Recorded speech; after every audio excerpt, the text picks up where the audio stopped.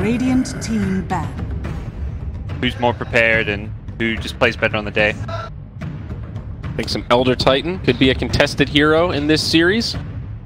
Already Shen. taken out the bristleback too from LGD.Forever Young that we've seen a lot of. That Shen ban we've seen so many times against FTD. And then the Afu Io, of course, is the last question. So we'll see. Are they even thinking about it? Because we're getting down to the end of their pick time. Will they dip into reserve to consider laying through the out? No, they will not. Okay. that was the question, because it didn't work for LFY, right? They lost with their IO. Yeah. It's disappointing. Weird bans? I guess the Mirana is one that's maybe a little bit weird. We've seen a lot of teams let it through. This gives up Sand King Leshrac if they want to run something like that. What else have we seen a lot of? They've just copied the bans that were used against FTD by IG. Oh. Well, pretty safe opener there. First pick ET. This is something LFY did actually against FTD in the group stage. Who won that matchup in the group stage? FTD did.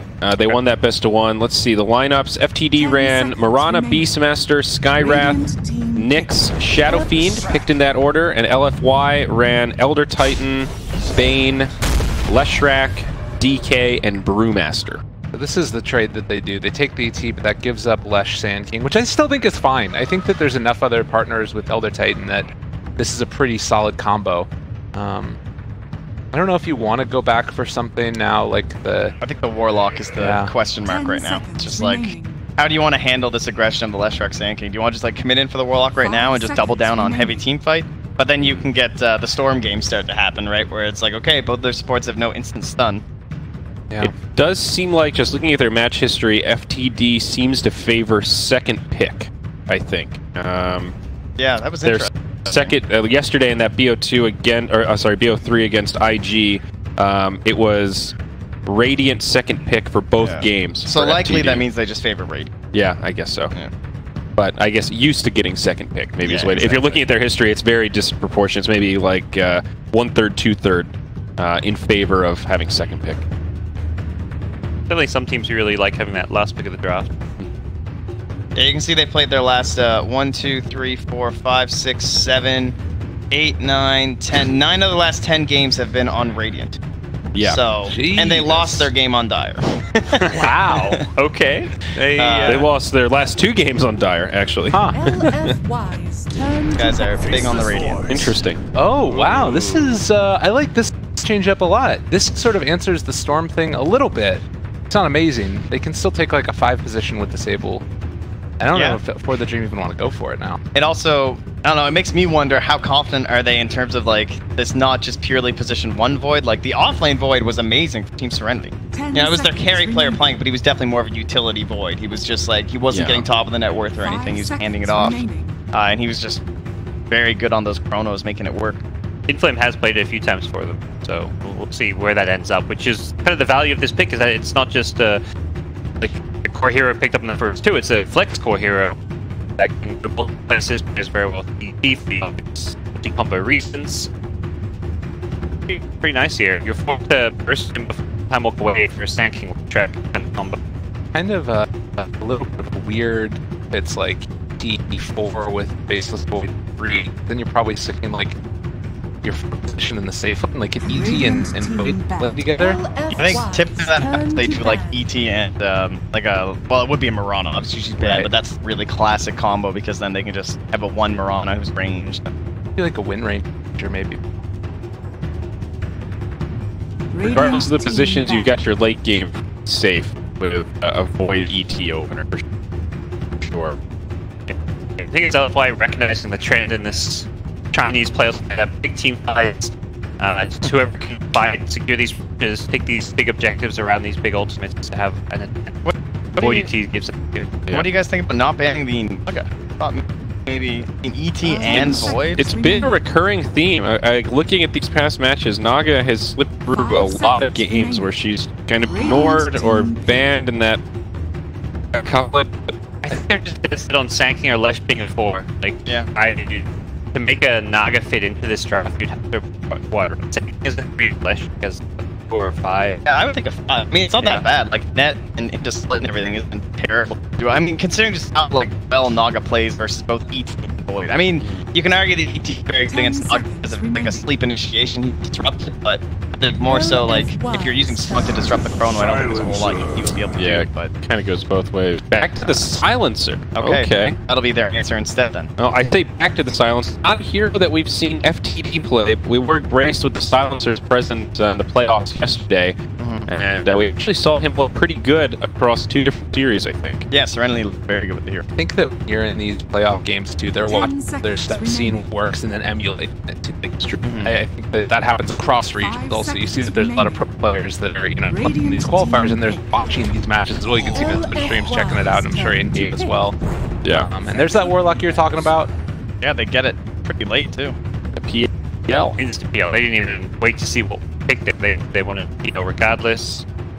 Put the pressure back on now. Fight it quickly because they're using up their reserve time already. So they like these fast coming out from FTD. Yeah, PL it's a very fast-paced hero. It punishes these cooldowns. I think that's what we look at with this Void ET opener is, alright, these guys, if they use Chrono, with just for like the next 2 minutes. Warlock, other hero. Use this 2+ minutes after you use ultimate. How do you actually punish this? And the PL's a hero that's always ready to fight once he has defusal. Well, another big cooldown to add to the mix. LFY gets some sieging power. For the driver's seat lane there. Good go against the PL, having the Dragon later on give you the hero that doesn't care too much about PL, super tanky, cared about the PL damage, the illusion just 0 damage. There too. Yeah, really into that. 10 seconds remaining. I love the PL snap pick. Like I like it to cutting down time, but looking at it like with the Faceless Void here, it's kind of revealing what the carry matchup is going to be early on, whereas Void can still flex back and forth, and they're saving that now as well. So if they want to this last pick, they could counter pick, and I guess the next will be another. Can you imagine if they actually took Tide there in terms of these full sets? My god. Sort of faster out. So looks like Stay Void. Yeah, and I think it's like off-lane Zeus, probably paired with like the ET. Inflame does like playing Zeus. He plays these more unorthodox tradition farmers.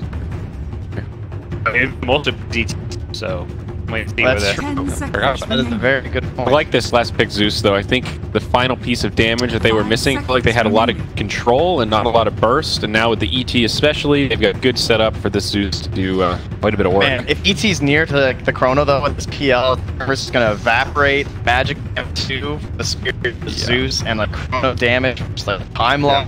And Fatal Bonds. Yeah. Like Fatal Bonds is the least damaging part of this draft. It's like crazy to think about. I look at FD and think, man, there's a lot of pressure on the silencer. Regardless of the pick, this silencer needs to have some pretty epic globals to work. Yeah, Elfwise lineup looks pretty damn scary with their team fight, but I'm just not sold on all these long cooldowns, and the pace that FTD could play is, I think, pretty hard to deal with. Their lanes look very strong as well, whereas I think Elfwise has some like Void, not like a strong. They were Storm. The people just get tank up, get super big feet, so that he can just line and Storm can just kind of be that big hero killer this game, I feel. And this is just a counter pick to the Zeus. I think they recognize, this Zeus, whether it's a 3 or 4, we have to address it. We need somebody to get on top of it. Storm is the hero that's like probably the best counter in the game is Zeus. Feels like a mediocre Storm game. They don't have a lot of hard disable, but they've got enough. If he gets caught, especially if Zeus gets Nimbus, they'll definitely have some control to make this Storm's life somewhat miserable. They've got the sounds to back them up. I like that. Storm can always ball in with the sounds of global, but do agree that between Chrono and Dragon Tail, there is ample disable to actually be able to deal with Storm. To me, this looks way too much like the draft that they lost with, and I think the Storm Spirit is worse than the TA in this situation. So, to me, I'm kind of favoring LFY just because of the execution problems that FTD had last time doing the same thing. And I feel like going is way harder than the one they were up against in the previous match, and they lost that. So, I like LFY's chances to kind of just outperform here. I'm with the team fight. I'm putting my money on LFY. All right. Well, thank you, you lovely, lovely gentlemen. We'll see you at the conclusion to this one. Again, this is the lower bracket matchup right now. China qualifiers, LFY versus For the Dream. They're playing for a shot at TI, but first they got to go through IG, and first before that, even each other. Parker? This should be a good one. I love the way these two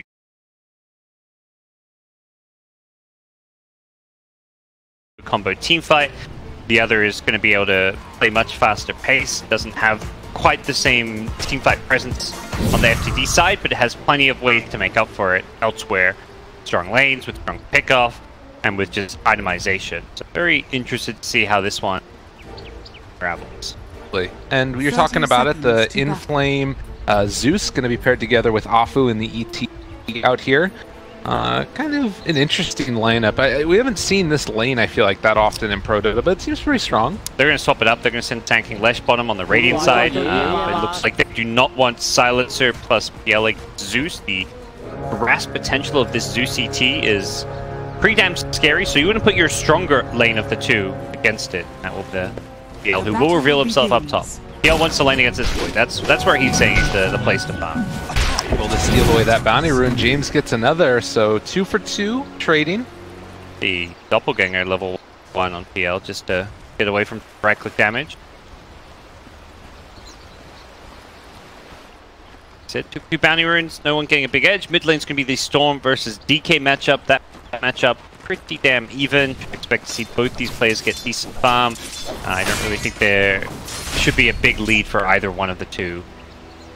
And then meanwhile, down bottom, we've talked a bunch of times. We get the inaugural Kale coming up from these folks. I guess you just try and go here.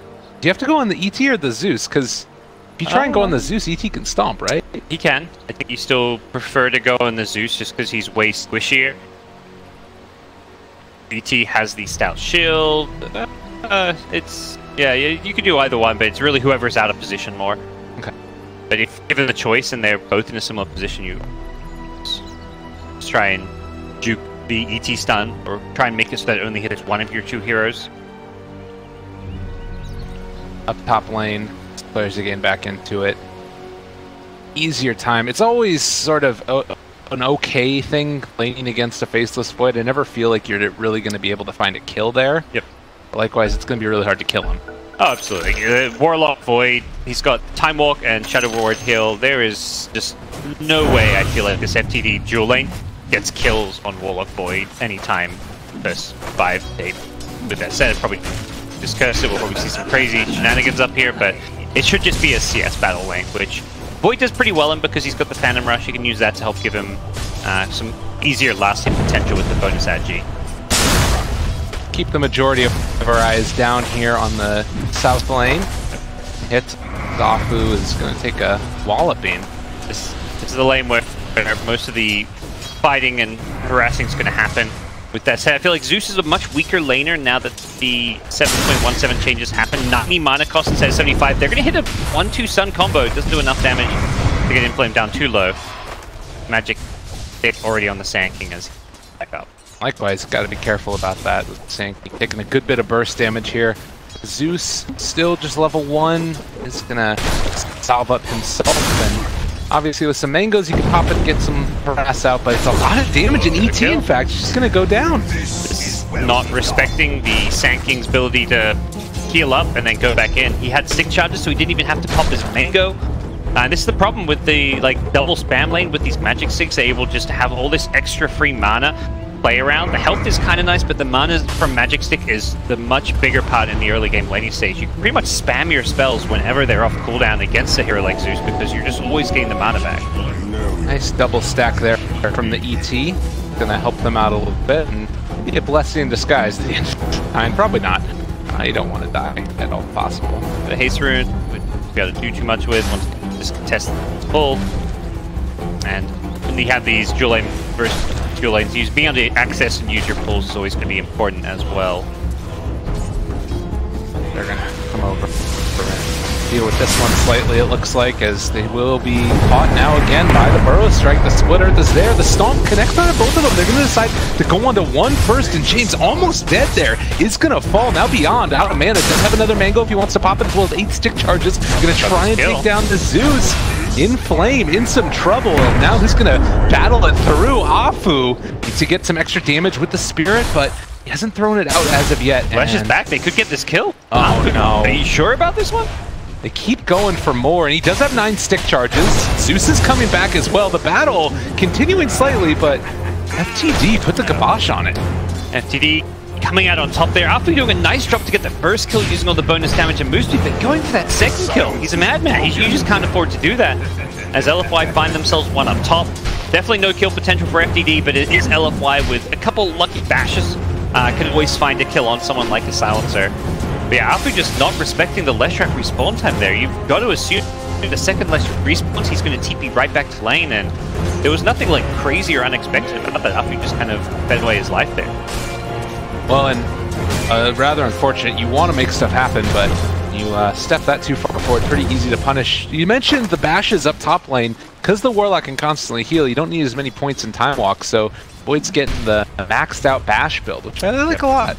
Yeah, I think this is decent. He can just rush a Mask of Madness, and then when you hit level 6, level 7, you have like max bash, and your Chronosphere with Mask of Madness has way higher kill potential, so definitely a good way to play around this.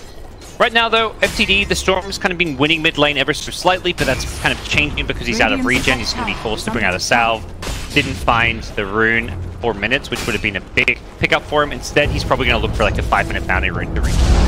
Bottom lane yet again. They find the Sand King. That one a lot better since you saw the Leshrac that was pulling off to the side. Yeah, I think the Dire side caught with their Observer Ward. They had a sliver of vision there, so able to know that they can safely go on Sand King, no rebuttal play. Leshrac does have a bottle, so I like this. We saw like a couple games where there was like 2 or 3 bottles, but when you can actually be like trading kills and TPing back to lane and refilling bottles. I say they didn't refill the bottle, they messed it up. Yeah. I don't know what happened. Maybe he like left the fountain before he TP'd. But get this kill anyways, even without the bottle. There's the stun. They're trying to hit onto James there as they're battling for the rune. Now he has refilled his bottle. This is a problem. Afu is going to go down, and they can't get the other bounty rune either. Could have left it for the Lesh there to refill his bottle once again. Speaking of which, Storm did the exact same thing. He grabbed the top bound rune, so really nice in the early game for these mid-bottle heroes that there's not only a 4-minute rune, there's a guaranteed 5-minute rune. Like, you know exactly where a rune 100% is going to be, so you can almost always secure a bounty rune to refill bottles, which really helps out your laning stage. So Storm is being slightly overtaken by DK on CS despite having a CS advantage early, typical stuff. DK, once you get your Soul Ring, you're just able to spam your Breathe Fire, and there's not much Storm can do to contest last, like at least the denies at that point. So Warlock died up there top battling for the rune, and now they're going to make a smoke rotation here on Love You, Love Me. And the 6, though, he got level 6. He had this ball away if he wanted to, but Storm in trouble, just going to die. Yeah, he should have just used the ball lightning there. He thought he could get in between the 2 stuns, but he was just on the edge of it. Goes down. It looks like they will find a return kill onto Yao, but the team may be able to stop this one from happening. Super is here as well. They're doing a good bit of damage, and Yao living through it with that heal. 2 points in it early on. Raji is done. Yep. Ends up dying to the Fatal Bombs or something with the Leshrac linked to him and taking damage, so really nicely done by LFY finding a few kills there. We're starting to look slightly Radiant favored in the lane stage until those rotations, so very important that they could find a couple of kills, including the big one on the Storm, the hero that FTD are looking to kind of have win them this game. Like the PL as a carry is going to be nice in this kind of constantly fighting aggressive hero, but we could very well see like a Diffusal, Heart, BKB type build where he just goes full on survivability because he doesn't have to do a huge amount of damage. Could be very nice for them for sure in this one, and can just kind of rely upon that Storm Spirit to carry you through in the damage department. Yep. Does look like Super now getting close to his second Elder Dragon form. Hit a tiny bit of damage to the tier 1 tower with the burst, but more importantly getting those kills. We'll continue per status quo with the laning stages kind of dragging on even into the 7-minute mark. Team still sticking to their dual lanes as Epicenter coming in. Good bit of damage there onto Inflame. He is still living through this though, unable to survive. One more hit from Lesh, not going to be there in time. Okay. I think Lesh used his stun on Afu to stop the stomp. I didn't actually see what happened there because I thought there would be a follow-up stun onto the Zeus, but without the follow-up stun they didn't have the damage. Oh nay. That was very, very close to going down there. They heal from the Warlock, saving him almost nothing. Now actually jumps away as well, wants to himself alive. Like the PL build, maxing Phantom Rush. I think they're almost always seeing this build nowadays, but particularly with the bigger emphasis on last hits and denies and the laning stage, the Phantom Rush is just better for last hitting. Spirit Line's better harass tool, but it just isn't enough against the Warlock heal to fully zone avoid. Last hitting is the utmost important there instead. They have level 6 on the Zeus now. We also saw a regen rune stolen away from the Storm Spirit by the DK, which is never what you want to have happen. They've done a really good job controlling runes on the LFY side. I feel like every time 2-minute runes are coming up, they have their offlaners going to the runes, they have DK going to another rune, and it just feels like Storm has not been able to get... I don't think he's gotten a single rune since maybe like the 2-minute one. I don't even know if he got the 2-minute rune. I mean, he didn't have bottle then anyways, so getting 0 runes as a mid laner is not fun. Just the bounty rune, I think, is what refilled his bottle that one time. And this is where I think the lineup from LFY starts to get a little bit scarier. You still have to worry about the Sand King Leshrac combination, especially if there's any TP rotations places, but it is going to be now a smoke gank. They're just using their smokes in the early game. I don't mind this. I feel like smokes are not as valuable as they used to be for these like mid-game timing smokes. Storm. Yeah. Can they get the kill? They don't have an instant stun. I mean, other than a tiny little mini stun coming up from Zeus.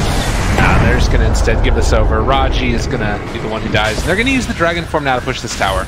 Yeah, they were kind of swinging mid. I think they were hoping that they could collapse on mid with DK getting a stun top lane, though. They get the kill on Monet. Leshrac shows up with the Sand King. Chain stuns, I imagine, from Sand King Lesh. They're going to look to trade tier 1 mid for tier 1 top. Definitely the bigger tower being taken top, and if LFY are quick, they could theoretically still defend the top lane. Problem is they're just not really set up for it. Do have Dragon Form still going. TP is there for Super with the tower falling already. Looks like they're going to make the walk up there. And yeah, Afu's TP to the tier 2, so this means anyone TPing to this tier 1 still has that short TP duration. Got an Arcane Rune on Zeus, no TP, but he does have ulti if they want to fight this. Yeah, they're going to defend this. I imagine FTD are going to back up. They won't get the tower trade, but some decent damage.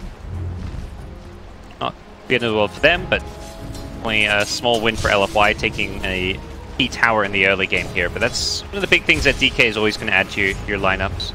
The big thing too is now you've got like extra space here. Super is farming away on the jungle. You've got the Zeus that's farming down bottom. And they're actually going to rotate the PL out of this lane and instead try and put some more pressure on with the Sand King Leshrac duo together. PL does not want to be bottom. He just took 2 lightning bolts, got brought down super low. He's, oh my god, almost killed off there. Zeus was looking for... He was hoping that PL sent the real one at him and didn't juke with the illusion, because then he had another bolt, but PL does salve back up. He just got pummeled. Anytime he comes to lane, you just cannot lane against Zeus at this point by yourself. If you're going to be bottom lane as PL, you need to have teammates with you. They're going to have Dragon Form back up again, and they're already glyphing for this. Top lane, find themselves the Void, but not going to be able to follow that up with anything. Afu's in the area anyways. Some Silencer down bottom with Global. They want to fight this one. There may be time to bring in the Storm Spirit. 3 heroes down here. DK's popped his ultimate, starting to get this tower nice and low. This is the LFY. Let's just take these tier 1s as early as possible, but come FDE to defend. Keeping that catapult alive as well. The stun is there. Global to follow it up as well. In some trouble. Super dropping down very low with the pipe heal was not enough, but the Stomp hits onto 5. He doesn't have ulti, but they have the Warlock ult. It's going to be so much damage with the Fatal Bonds as well. Can they kill these heroes off? They have the Epicenter out already, trying to bring them down low, but the Chronosphere is there to follow it up. They find themselves the Storm Sphere. Now they have the mana. They have the ulti. Oh, triple kill for Yao. We talked about the LFY team fight and how much better they are with their lineup, and holy crap, Afu with a 5-man Echo Stomp. Good Chrono to follow it up, and by then he had an Earth Splitter ready to go as well. Absolutely destroys FTD, who once Global is down, kind of have to lay off. Like, they needed to just not take that fight once they got that kill in the DK, they had to back off immediately, but they were already caught by the Echo Stomp. Great play from LFY to get those counter kills. God. Yeah, that's the thing, right? Is that if you just, I think that's the thing that's so strong about DK, is that he goes in, he like baits you out, a lot of chaos is created, but you need everybody to kill him, and with these heroes, Leshrac, the Sand King, you get in close to have to do the damage. It becomes a problem. So we're going to have to watch for that on FTD if their movement is going to... Yeah, ET loves playing against these heroes that are getting in nice and close, and very easy to find multiple hero stuns, as we just saw. I don't think we'll see another 5-man Echo Stomp. That's probably one of the first 5-man Echo Stomps I've seen in my life. Yeah. Dire's middle At tower least in a Pro is under Dota game. attack. Camp bottom. Be a little bit careful here with the sentry being planted. Dire's In top flame. tower is under attack. Does need to be careful as well. There are 3 heroes in the area, and Storm bring in Afu as well. Put it back up soon. Jump forward. He is trying to go for the ball, but with Super in the area, he has to get himself out of there right now. Nice balls from Storm. Pulled forward. Knew he had to ball again to dodge the ET stun, and they make sure no one gets caught by the Stomp or the DK Dragon Tail. With that said, LFY, despite using Chrono, despite using Warlock Rock, these long cooldowns, we talk about how FTD are going to have a good fast-paced line to punish it. That only comes into play once they get their items. They're still in like the farming state. They don't have Sand King Blink, they don't have PL's Refusal, they don't have Storm has a Kai. I guess he's kind of rated by, but it's Super on the DK who's just going to keep on pushing towers. They moving forward here. The Leshrac is in the area. They have the global, but he's just getting stunned. He's getting hit. He's going to get killed off. They do lose the Void, but the Stomp is there for the follow-up, and James starting to fall down low as well. Can the Zeus escape from the damage from the Disco Pony? No siree. Storm shows up a little bit too late. We have service there. Maybe, I think the global had only just come up that second here, as Roger used it. The second was available. PL, if he knew that global was coming, perhaps could have turned it for it sooner. It feels like he was trying to just juke and run away, but he needed to just fight as soon as the global was used, and perhaps could have actually lived if he did that.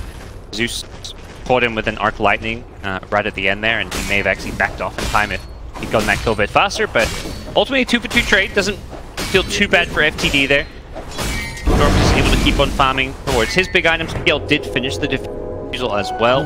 We'll see that PL a bit more ready to go and fight now. With a BKB queued up, he knows this Zeus and just magic damage in general is going to be the death of him. And everyone on this Radiant team is going to be BKBs at some point.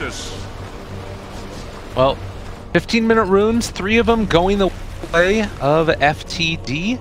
They spot out the Storm again. He's been just walking over these wards, and they always have eyes on this guy.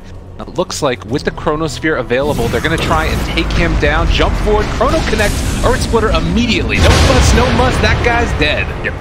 Want to make sure you get the kill, the Earth Splitter being used, just in case Void gets unlucky with bashes, for example. Definitely does not feel like overkill. The Rock perhaps would have been a bit overkill, but he was holding on to that one. Not want to use it. Mention Blink Dagger for Sand King, has it. Timing. We didn't mention it, but the tower got denied up top by the silencer, which was a nice little combo. Oh, I thought you were talking about the tower he took. But yeah, no, PL took a tower that did not get denied, I believe. But yeah, silencers had a good game. He's 1-4-3, which doesn't sound great, but I feel like he's done his job as far as trying to secure these lanes and get his level 6 at a decent time. Like, he's had a good first global silence, or good first 2 global silences. Looking to find another one as they go for a 4-man smoke. PL's going to keep on farming for now.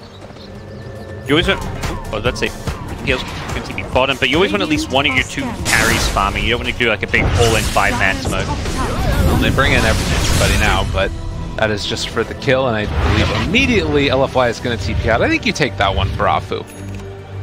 Take the smoke gang? Yeah. It was 5 heroes splitting the gold XP, so they didn't really get much for it.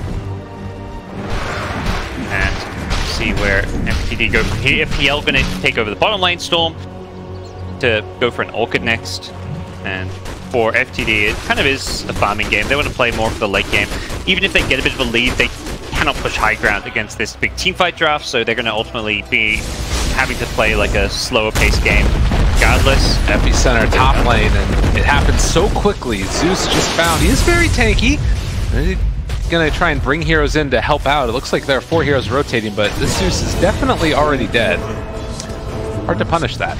Yeah, they were just a bit too far, and once you lose that tier 1 tower, you lose that ability to quickly and easily rotate, as he was just a bit too far away from the shrine in the tier 2, so pretty straightforward kill for FTD to get. And why gonna have to look for their next opening. They've got most of their big ultimates back up. Chrono up in 5 seconds, so they should be looking to use these ultimates off cooldown, because that's how they maintain their lead. To the extent they actually don't have one yet, but if they want to start taking objectives, using DK ultimate kind of as off cooldown, they need to find ways to just keep on casting these spells and taking advantage of the fact they have way better team fight. And I mean, would you say that this is the type of lineup where they have to make that happen, or it's like that's kind of the cherry on top that they have the nice team fight? Like, is Storm going to take over this game with the late game?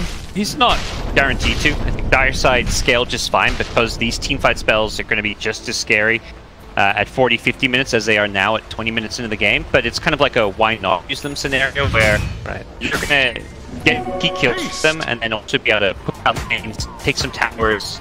There's no need to play the farming game when you can use Chronosphere to get some kills.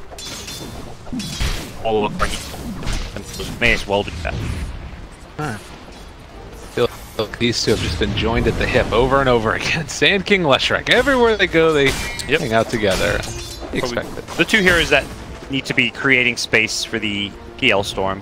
Silencer's not a hero that ultimately is going to be playing aggressive. He's just looking to global silence whenever his teammates do risky stuff. Like the Sand King Lesh going to go diving in for kills. They may die a bit, they may feed this game, but as long as the PL and Storm are staying alive and continuing to grow in terms of their itemization, it's not too big of a deal. Vision right now. You see Monet. One of those games where vision is going to be very key. It can be a deciding factor for like the Void, whether or not he gets some good chronos off, whether or not he can catch someone like the Storm Spirit, as we saw bottom lane. But they have a ward, they get the kill. Forward here, super caught for the moment. They had vision with that Thunder God's Wrath and realize DK, that's not a squishy support. Even a Void they could kill, but this DK has 2k health. The Hood. that is Dragon Form popped. We have sometimes seen the DKs just pop it and then go about their farming business. It's kind of hard to make any objective gaming work. Like, you don't want to run into Roche right now or try and force a tower. So we'll see if he just farms out the enemy jungle, and looks like that's going to be the case. Yep. Took the bounty runes in the process as FD took the two bottom, and they are going to counter, go back in top. Night. The FD Leshing, they're getting these kills on the dangerous side of the map. You keep and it's just so good for FTD. Even if Sand King dies here, it looks like there's an escape from the Fierce Splitter being used. Doesn't matter that he lose one to kill his dudes here. Perhaps if they lose a second. Oh no! Oh my! He had an idea of where the Lesh was. He didn't get the vision on him. That tree though. Damn. Yeah, that is that's a problem with these big team lineups. No, you don't need to be worried about anything. Even if they kill the Lesh, it's still came for FTD. Done there on the Storm Spirit, brought down to slow AD. This DK out of mana now, and bringing in the other bull comes out. He does have rock. Yeah, that was a they just took damage to DK. I think ignore him. Even if he seems alone, it's going to take so long to kill them. Teammates can always rotate in to back him up, and not worth the effort killing him, particularly for a hero like Storm, who to kill him you're going to have to use up 80-90% of your mana pool, and then you expose yourself to the rotations. Pings come out, they knew where Monet was, but they were half a second too late. That keeps him alive, as the Storm Spirit could have jumped on him after those. Have not quite the Orchid completed. A lot of damage. Yeah, Storm's farm is a bit slow this game. The Void Chrono kills kind of hurt him. If he had a bit more farm, if he had his Orchid about completed, this game would look pretty good for FTD, but it stands, it's neither team truly pulling ahead, and it's going to come down to whether or not LFY can execute these big teamfight ultimates. Yantos root follow up by the Dragon Tail, and that is going to be another Sand King kill, but as you mentioned, this is not the Storm Spirit or the PL that's dying. Yeah, Sand King Lesh will keep playing up top. The only time you'll see like a PL or a Storm up there is if LFY is showing themselves in bottom or mid and they know it's safe. It's PL Storm taking the safe, easy farm, Sand King Lesh going for these risky parts of the map. Sand King very good at pushing lanes, as is Leshrac, and they're the ones who are showing themselves and allowing themselves to get ganked because they understand that's their job this game. So even though FTD are giving away these kills, I think they have a very solid game plan. But LFY, their lineup just looks a little bit scary. They're about to get a Roshan now.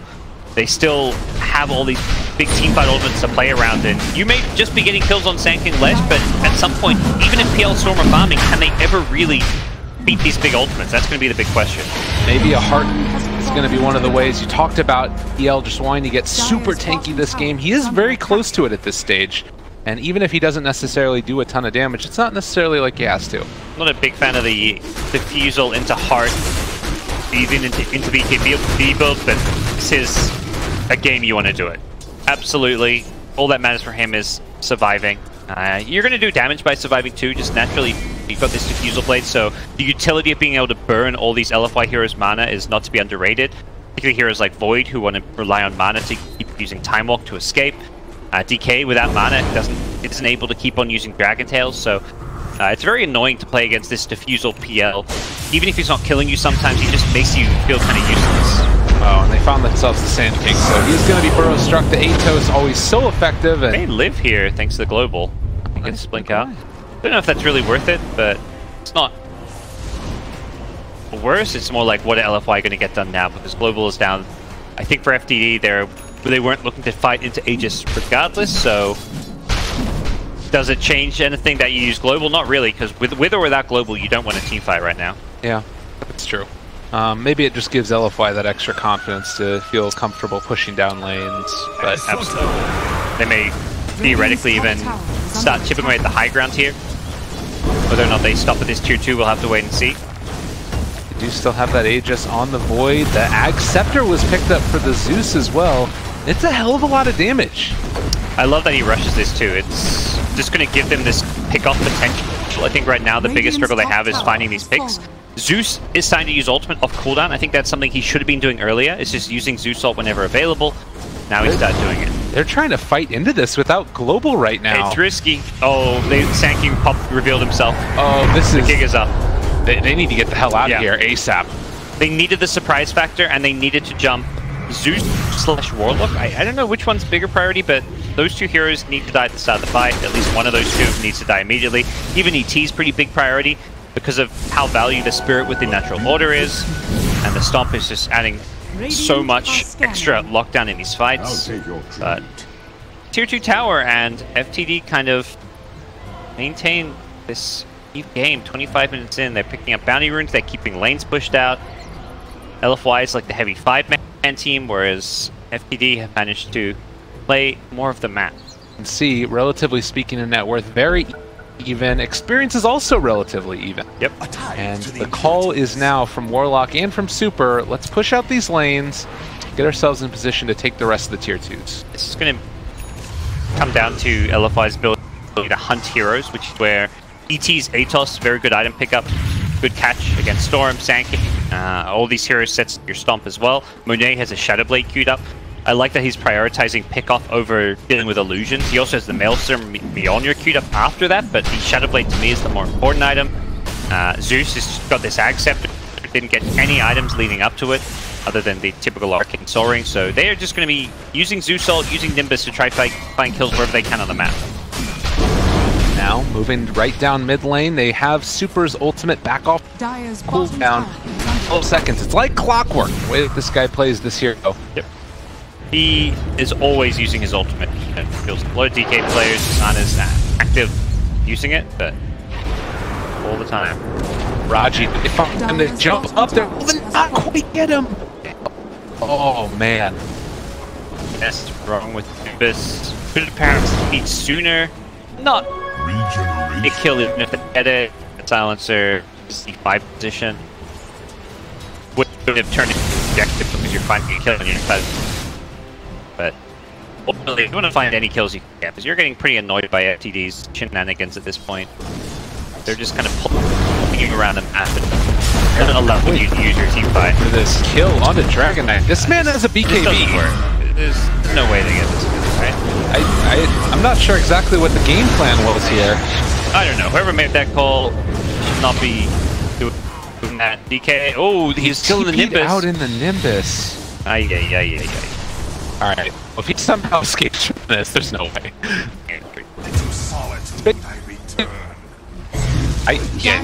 That's everything down. I don't know if that matters too much. It doesn't matter right now. But it's like a pretty minor mistake in the scheme of things. Like, it's not going to cost too, but it's a big shouldn't try with that. We've seen how many times the DKs survive the magic damage and the burst of FTD. Some quick maths should very quickly tell them, you know, there's 0 chance we get this kill. DK got down to like a 3rd health, not even. I wonder if it was literally just space incursion. I'll chalk it up to that for now. Like, we're gonna throw our bodies at them to make us stop. I don't know. And yeah, that's one of those things where you force a rotation, and then if you TP out, you're like, well, they all rotated, we TP'd out. Yeah. And like you asked, like the epicenter cooldown doesn't actually matter, so using epicenter is not a big deal. Shadow Blade reveal, they found themselves Gale Nimbus on top of it immediately. They couldn't get the global out in time. He's gonna doppelganger away, trying to live through this still. They have the Atos, there's the rock, they catch him out, not able to doppelganger away because of the root.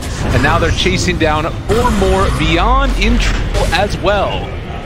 Can they hunt him down in time? There's the time walk forward. They're still jumping for this one. Meanwhile, Storm Spirit on the back side of this guy is onto the world. Dodges the Atos as well from the ET, saves his life. Buyback can get a couple of kills here. Zeus can TP out, though. Not in time. There gets 1 kill. Doesn't fully justify the buyback, I feel. It does feel great just for a Zeus, perhaps, if you go to the Roshan pit right now, but that doesn't sound too great against an ET. I think it's a little bit too risky for them. That's 2 minutes anyways until it's even possible to respond, so that is, I would call that a win here. I mean, PL not having buyback might not matter that much once he gets his BKB. Yeah. See there, if he has a BKB, he's able to be kept alive by the global. He just needed like a BKB there to stop the follow-up disables and spells. Oh, point mid. Rose strike, but the stomp coming out. They interrupted. Great Yule Scepter. Money's still able to live though. This way, the Glimmer Cape also helping him out at the main room as well. Mana costs and the FTD back off. This game still very much up in the air, and neither team has truly pulled ahead just yet. We did kind of see the power, though, of that late game. If Global is down, how quickly somebody could die in a chrono. Oh, yeah. Heart of Tress will not save you necessarily. The Global is what will help keep you alive. The power of this Atos on Afu as well, having this root against PL as well, a hero that no longer can doppelganger out of roots. Yeah, especially even in the chrono, it's an answer for the global in a way too. And they see them coming to contest these runes. They're like, well, we're getting top runes. I don't think LFY is going to let us get bottom runes as well, right? And I think FPD made a very good heads-up call there to get the hell away from the bottom side of the map. BKB almost there for PL. Yep. And they're getting close to some decent items here. And they've got 4 heroes with good farm. The Sanking Leshrac are kind of playing this 3.5 style where they're kind of splitting the farm. Both of them are taking turns pushing out lanes. They're often playing together, but both of those heroes sitting around this like 9k net worth mark, similar to the Zeus. And Leshrac definitely scales very well with farm this game. Sanking perhaps a little bit less so, but getting those team items, the blink into pipe, or staff next. So I do like where they're headed as far as their itemization. Would love to see these Aeon Discs. Aeon Discs against the Void, even if someone gets hit by a DK stun or an ET Stomp, just bails you out in these big team fights when you get caught by one of those big ultimates. Oh, they found him again onto the Storm, but the Sand King's son, trying to keep him alive, they managed to find a bash. Global comes afterwards. Might have been coming off a cooldown there, but regardless, it's maybe going to be another one here. It's some trouble. Bottom lane is also a battle of Rune as they're taking down the Silencer, able to take him out. Oh, I hear though, he's out of mana. The Earth Splitter goes through, but it's not going to be enough. But bottom lane is where the push is coming. Yeah, they're going high ground here. You got to get back and defend. And as they even got TPs, they're putting them into their inventory now. PL, got to get back, mate. He's got to be careful. The ET maybe could have stuck around to try and break TPs, but it looks like instead, as the TPs come back, LFY going to retreat. Probably the right decision. True, can just pop his BKB. They're looking afraid. They're going to run right into Leshrac. They should be able to get this kill. Turn it for him, and Bloodstone deny. He just got that Bloodstone. Yeah, I don't know what he was thinking running into those heroes from behind. I feel like there was some miscommunication there on FTD side where Leshrac and PL perhaps wanted to fight, but Sanking had no health. He was sitting on about 400 or 500 health, and he's the key initiator there. If he's not willing to go in, you can't fight that one, and Leshrac and Sanking not on the same page. For the most part, this game, they've always been working in tandem, but this time, definitely both had different ideas. Regeneration. Looks like Dragonite taking the regen talent as well as the armor, which is definitely a nice one. It's going to be hard for PL to bite into him. And even to some extent the Storm, since a lot of this magic damage is magical in this one. I don't know. This could be a little little bit damage lacking for Super. You know how he goes. Yeah, without the GPM talent, you itemize a bit slower, but Bloodthorn is queued up. He's already got the Orchid, so he's still top net worth. Yep, had a great game. And then they find the blink away. Quick fingers from Super. Now the chase forward, they find themselves the Warlock, but interrupting it. The Glimmer Cape is out as well. He's living for the moment, trying to get into the shrine. Not gonna happen. For more to the side here as Flashback finding this ET and starting to bring him down low. That's a buyback from the Warlock though. They need to be careful about the Rock as he's TPing into this one. They have the Epicenter out. The Rock connects onto 3. Not sure if it's going to be of damage. And there's the Chrono Spear. It connects onto 2. The Warlock. Can they kill off these heroes? The Storm dies in the duration of the Chrono. They find the Bashes. Can they kill this guy off? Dragon Knight doing a good bit there as they find the PL. Done it. 5 dead. Well, it took him a lot of buybacks, but the end result you're going to feel pretty good about if you're LFY. 5 heroes down, about 1,000 gold change, which isn't all too much considering the team wipe, but that is the cost of those triple buybacks. But triple buybacks from your supporting cast, the DK, the Void, the 2 main carries, both of them stay alive throughout it all.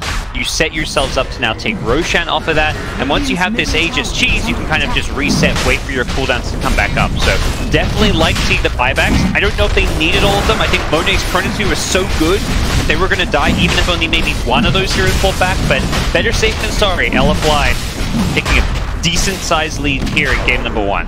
And it's so important too, just like looking at the amount of damage that he was still able to do out. Those couple of bashes that he got in there did not take the time lock damage, but did take the 25 damage, and then Maelstrom, Mask of Madness.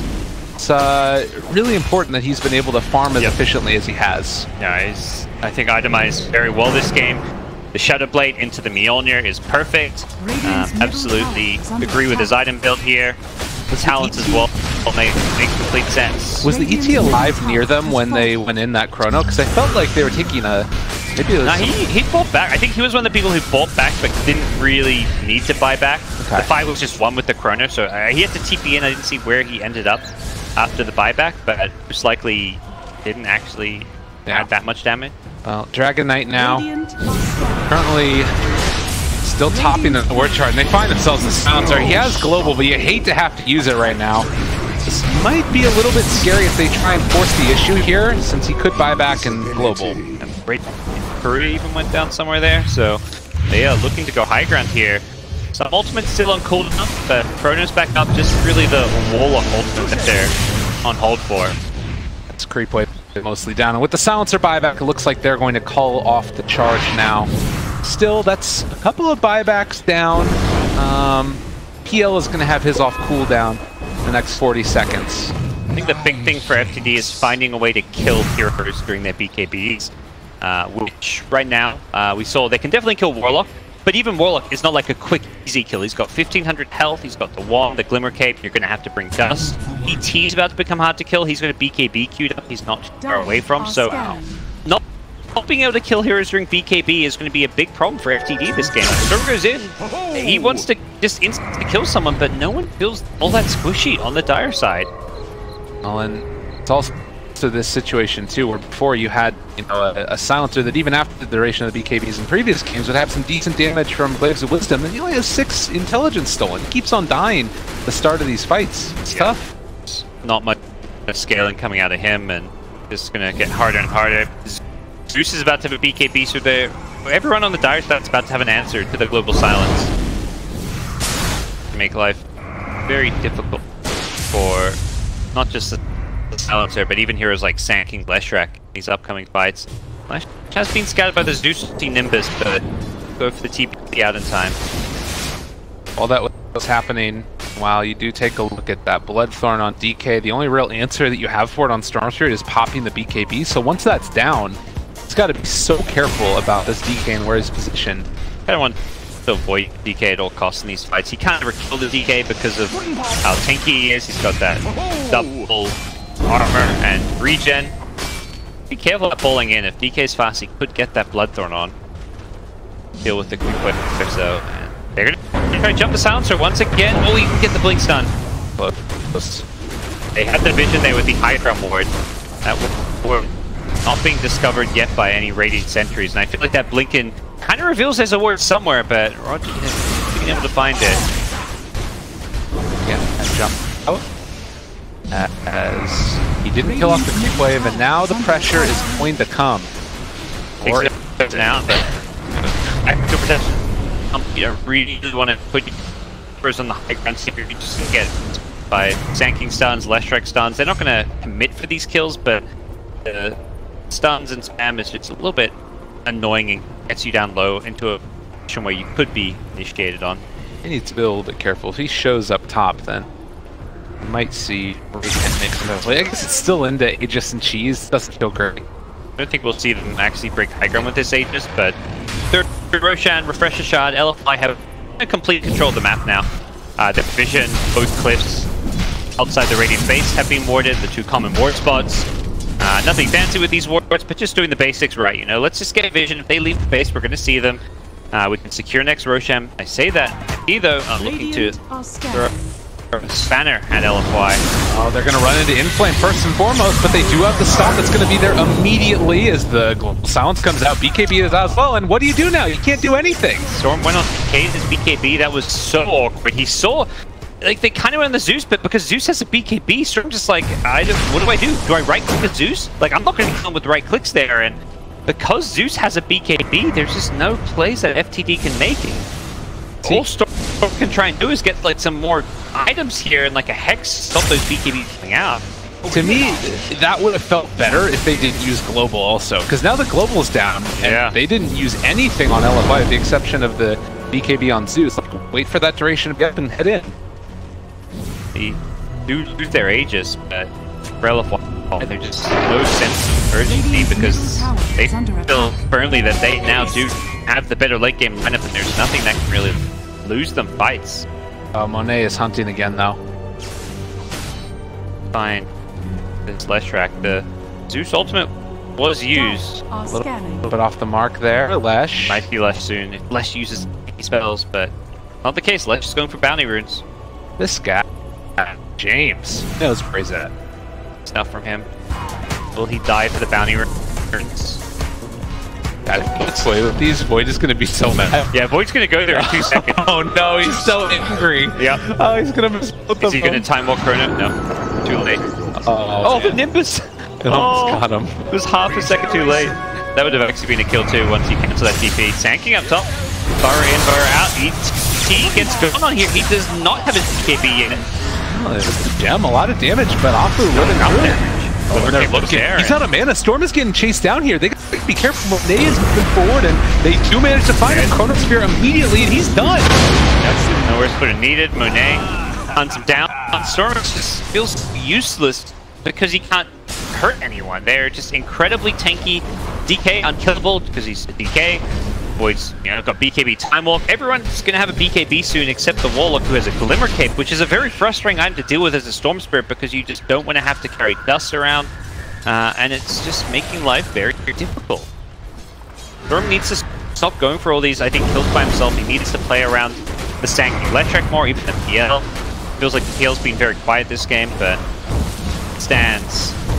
LFY once again going to start poking away at this high ground. Super classic. Just tank the tower and punch it down. The Storm Spirit buys back, immediately jumping away. They're chasing them out. Apu in trouble. He is going to die. They also have the Warlock here silent, but that's going to be the Nimbus doing a ton of damage there to the Storm. Not able to kill him off. Take down the Nimbus now. By trying to run away. They have the Omni. Gets the Sandstorm off now as well. Dragon Knight in some trouble. They need to get the hell out of here as they tie back on tour. Are they really trying to come back and fight this? I don't think they want to. That's such a good team fight for FTD. And this, to me, highlights this team's kind of biggest weaknesses, but at the same time, how they should play this draft. Like, they've been trying way too hard, the Storm specifically, to just make plays by himself. Look what happens when you fight as a team. Let Sandking and Leshrac go first. Trust in your teammates more. It just feels like love you, love me. Feels like he has to do everything on his own, when that's entirely not the case. Leshrac has a Bloodstone BKB. Sandking, Blink, 4-Staff Pipe. Let him initiate. He goes in. He stuns a couple people, he can then 4-Staff away, back in 10 seconds later with another stun, and let these heroes get people low before you go in for the cleanup. Storm, if he's going in when people are full health, is never getting kills.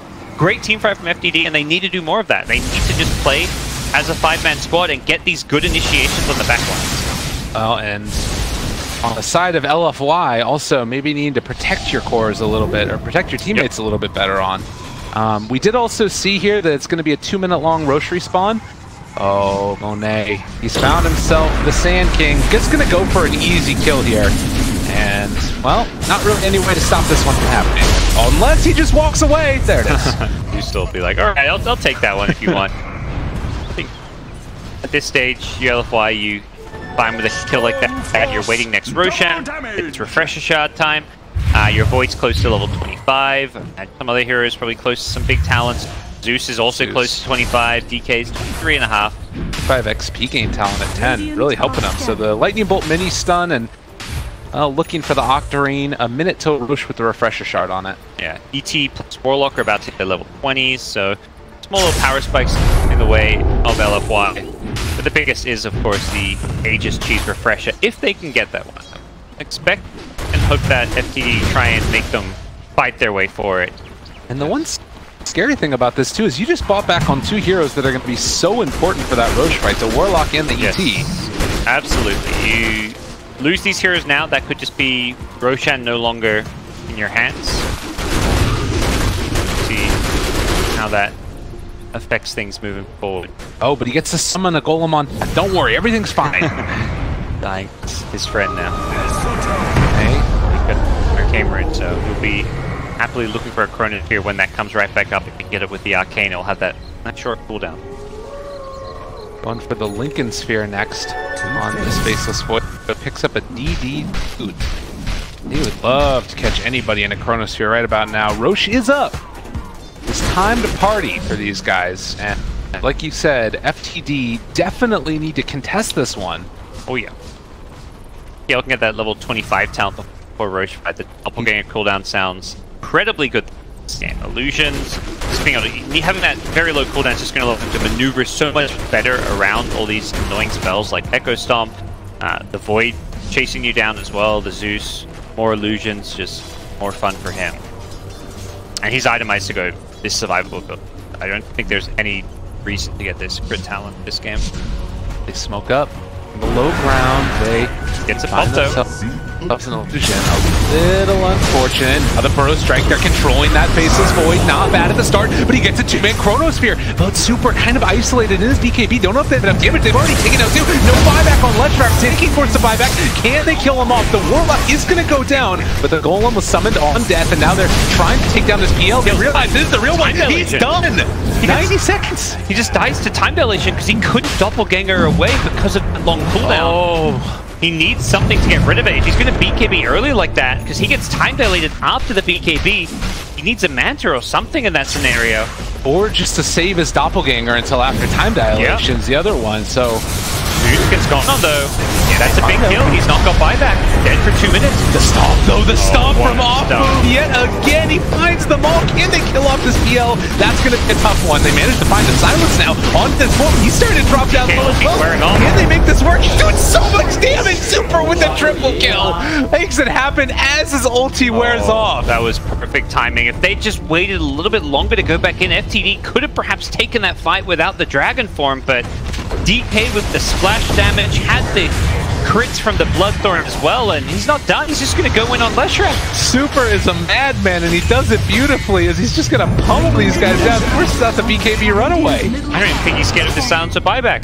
That's a 5-position silence to buy back on you. You do not run away from him. He still has his BKB. Yep, it's a 5-second one, so you don't care about using it to get something like a Rex here.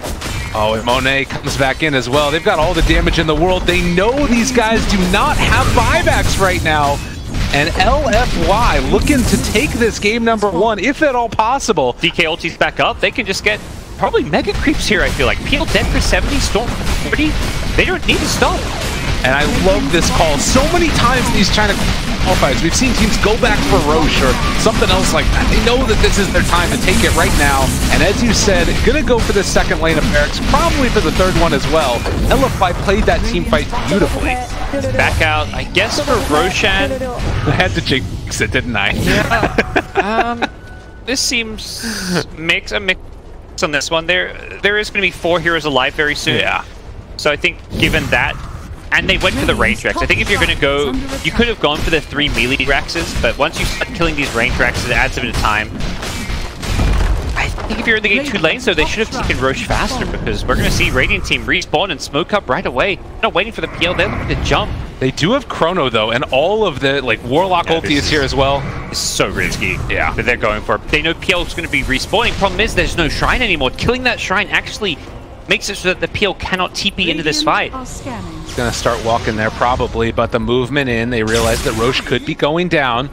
Love you, love me. Not loving this game. FTD. Oh, it's LFY's turn to smoke now. They know where the storm is. They saw him fall. Oh my god, are they going to go for the PL? They see that the PL is here. They could decide to run for him instead. It looks like they're going to take the fight without him instead. Forward. There's the Sand King. They get him right at the start. Global is coming out, and there's going to be the root, so he can't burrow strike a white. It's too much damage coming out. Can they kill him off? Yes, indeedy duty. Done, and the Chronosphere connects on the silencer, but you take that. It's still 2 heroes dead, and now that the Chrono's been used, I think you just say, let's back off, take Roshan. We're not going to risk the high ground push. We didn't kill a core hero, so let's take Roshan, go put this refresh shot. And Super has 5,000 HP now. He just picked up a heart. Super is going so hard this game on the DK. Going big capos. So James on left is actually pulled out here. And he has his BKB. He's gonna try and survive through this one. Yule Scepter dodge the sun. Gonna TP away. Does it time? Yeah, just barely. There's going to be the Aegis Refresher Shard given to best turn. Have fun. Warlock's kind of gonna get gone. Gone enough to die near the start of these fights, and just double Chronos. Scared to double. Get a bring at this one. Left eye. A disappointing, I'm sure, for them having to play through the tiebreakers out of the group stage and then not putting on a great performance in day number 1. They're showing up big in game number 1 of this. Yep. Korea's going to run over a group play. They should be able to snipe this, but by they really want to get this PL's item. They glyph it. One, if they can get it, they may actually try and chase it down. Unfortunately, it's very hard to do so along the side of the map. Monet would have chronoed it if he had it. Anyways, 50 minutes. Oh, you can chrono couriers. Oh, yeah? Yeah. They'll get stuck in it. That's my new strat, guys. Yeah. I think it's honestly, I think it's worth chronoing that courier. Then you go push when he doesn't have his item.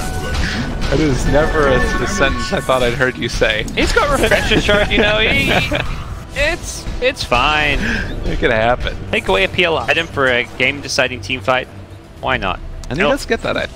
LFY something 25k gold lead. This game was neck and neck for pretty much 40+ minutes. Super daring anybody to come at him. He deals 500, 600 damage a pop with this. Yeah, this double damage rune is a big problem. My lord. Someone needs to run in and Yules him or something. Look at this. They can't do anything. Monet just jumps forward. He's going to solo Chrono 1. Might get one shot here as Super ready to pummel away at these folks as he walks. Look at the damage beyond. Didn't stand a chance.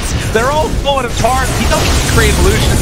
There's far too much damage coming out from this Dragon Knight. And if they want to, they can focus on the rest of them. There's the time dilation. 17 seconds on Doppelganger. Eat your heart out. As they take down these last lane of barracks. Yao getting isolated. He's caught the Venn diagram of pain. And a triple kill from Super is going to end this game. It's over. What a strong performance from LFY in game 1. Showing that teamfight truly is what matters most in these. I feel like pretty kind of consistent theme that these teams with the inferior teamfight lineup just lack that bit of execution to play around like this more split push style.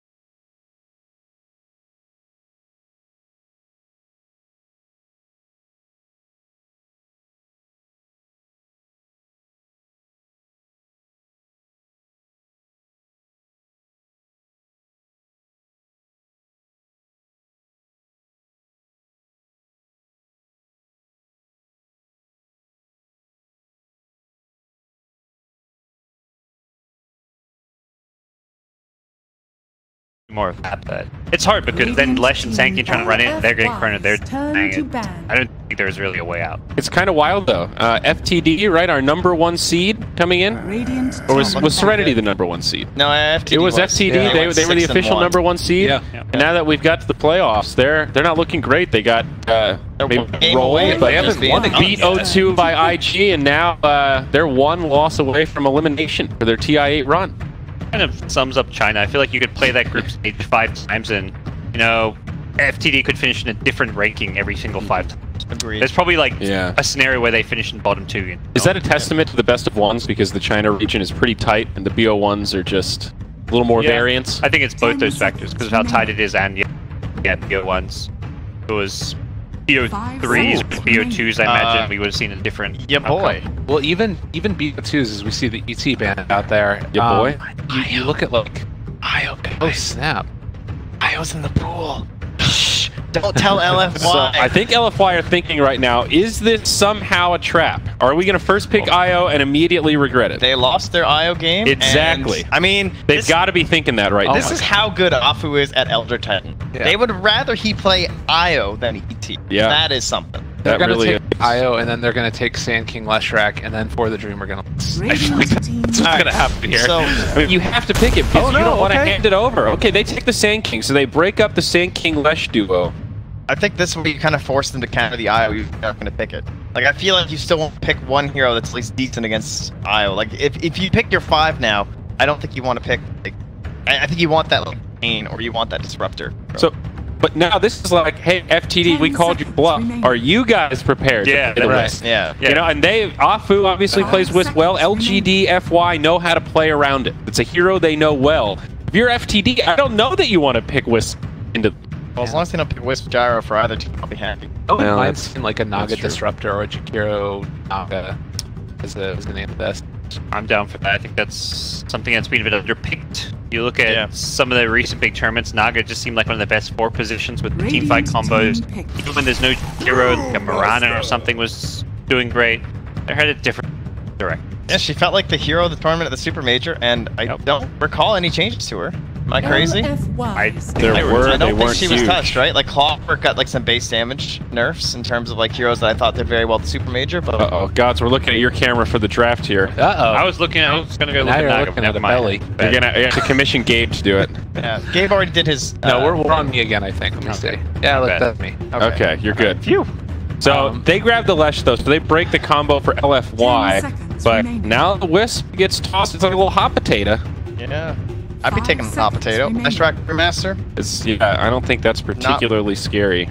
Not a fan of Lesh that much anymore, unless it's paired together with the Sand King. Like, that's the only time I've seen it where it's good. You're Otherwise, just a hater, dude. What do you got I'm a against Lesh Lesh? hater. every time I'm I've right seen there it, with he's you. like, he's just dies, or he like 8 discs and then he dies a second later. Like, Take the death.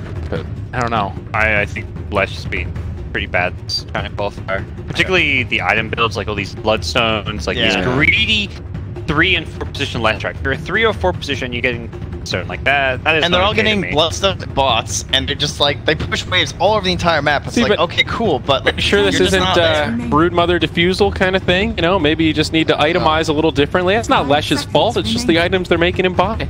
Okay, sure, Okay. all right. I feel like I've had a very an emotional roller coaster with Leshrac because I thought loved you him, hated Leshrac. and then I hated him. Then you were the one telling me at the Super Major, like, dude, you got to stop hating on Lesh. He's good. Trust me, Lesh is going to dominate. We're going to see Lesh Sand King, and then he did, and I got back up on the horse. I'm a Lesh fan again, and now you guys are telling me he's a dumpster hero. But this shit exists. It's because it's the Lesh Sand King. That's what I think makes it really good. I mean, there's no doubt that combo's good. Are Yeah. you guys in agreement? Like, if you take the Sand King out of the equation, what are you doing picking Lesh? Is that like the atmosphere we've got here on this panel? I think there's interchangeable heroes. I don't think it's all about the Sand King, personally. But Okay.